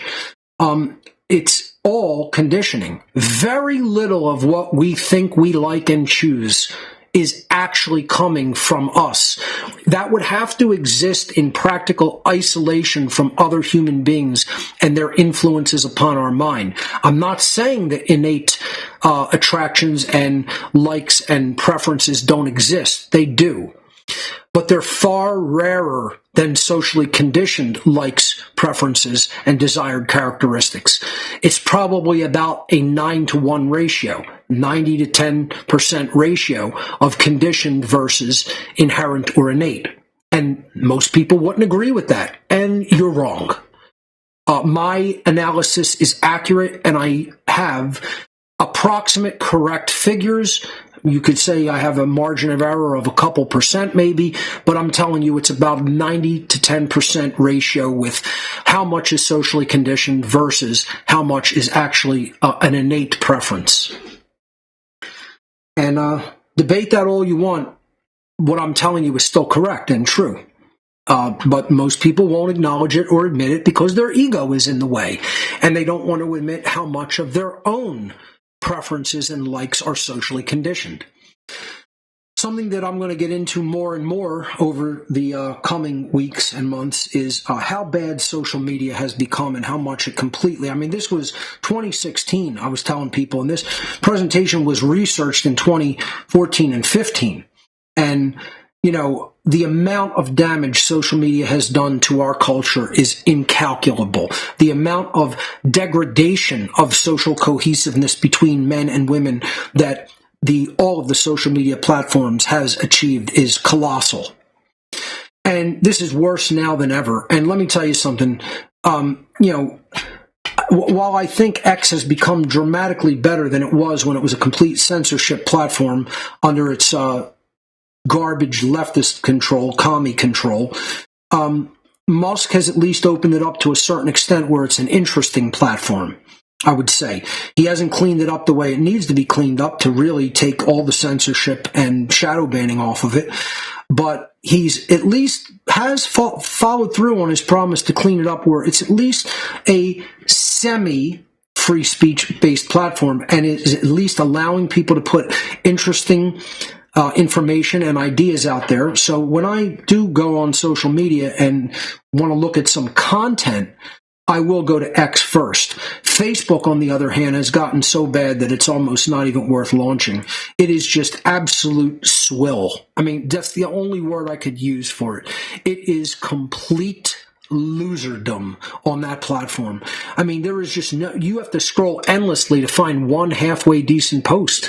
And it's all infighting. It's all just people who just are still fighting about nonsense that has, and still don't understand morality. I mean, after all these years, even the so-called people who say that they want to be free and agree that government is not moral and isn't right, still don't understand the very basics of moral behavior and choice. It's sad. It's the amount of losers that exist on social media. It's just a fucking cesspool is the only way that I could describe it. Social media furthers the agenda to create division between men and women. Many conditioned women employ social media as a mechanism for quote-unquote collecting men. You see this, and it's everywhere. It's just put up the bait, you know, whatever, you know, sexy image trap that we're going to get men involved, see who will give me the most resources, you know, and find out what they'll do for them or how much attention they can garner from men. It's like a fucking shopping list. They collect men like they collect a fucking shopping list. And, you know, that's their whole life. That's their whole existence. That's their whole identity.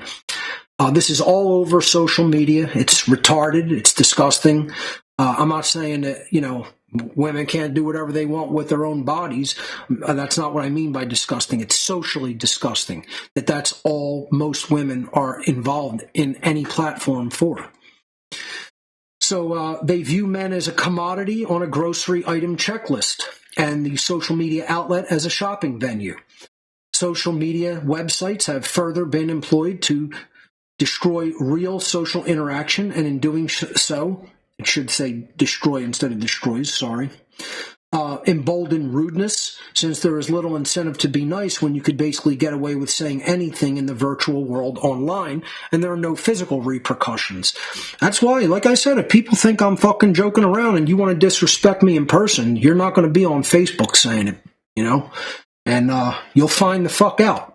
Because I'm too old to be disrespected. I'm too much of a fucking real man to be disrespected. And most of all, I'm too fucking knowledgeable to be disrespected. And I know what I know. And I know how I know it. I know what I fucking know. I know how I learned it. And I know why it's true. And I ain't going to be listened to by some dumb little prick who wants to tell me I don't know what I fucking know. You don't know what I know. Scumbag. And that's the whole fucking problem with the world, is that you don't know what I do know. That's the whole fucking problem with the whole fucking world. Get it fucking straight. So when people think they'll hide behind a keyboard, there ain't going to be no fucking virtual fucking network or keyboard keeping you back from getting a fucking physical keyboard shoved up your fucking ass or breaking your fucking teeth in the real world. You know, that's what little cuck fucking fairy boys think that they're going to, you know, somehow avoid in the real world. And again, I don't want to make this about threatening people. I'm just saying, people want to talk shit on me on the fucking web, and then you find out what'll fucking happen if you fucking disrespect me to my face in person. I ain't some fucking cuck piece of shit that's after some fucking, you know, skank on the fucking internet and is going to listen to your fucking bullshit ignorance. You know, that ain't gonna fucking happen. So, like I said, I'm too knowledgeable for that, number one. I've done too much fucking service to the truth, number one. Let alone, am I gonna listen to some fucking scumbag little shit spout their ignorance in my fucking physical presence? Millennials are another, you know, big thing that has to be explored of this whole generation and how ignorant they are and how completely out of touch with reality that they are and narcissistic and unquestioning. This is going to have to be a dynamic that we continue to flesh out next week, because that's really all the time that we have for this edition of What on Earth is Happening, folks. I hope you've enjoyed the continuation of this series. We'll be right back here next week for part number 13 in our ongoing series of neo-feminism and the satanic epi-eugenics agenda, the unholy feminine revisited. Thank you for watching, ladies and gentlemen. We'll see you right here next week.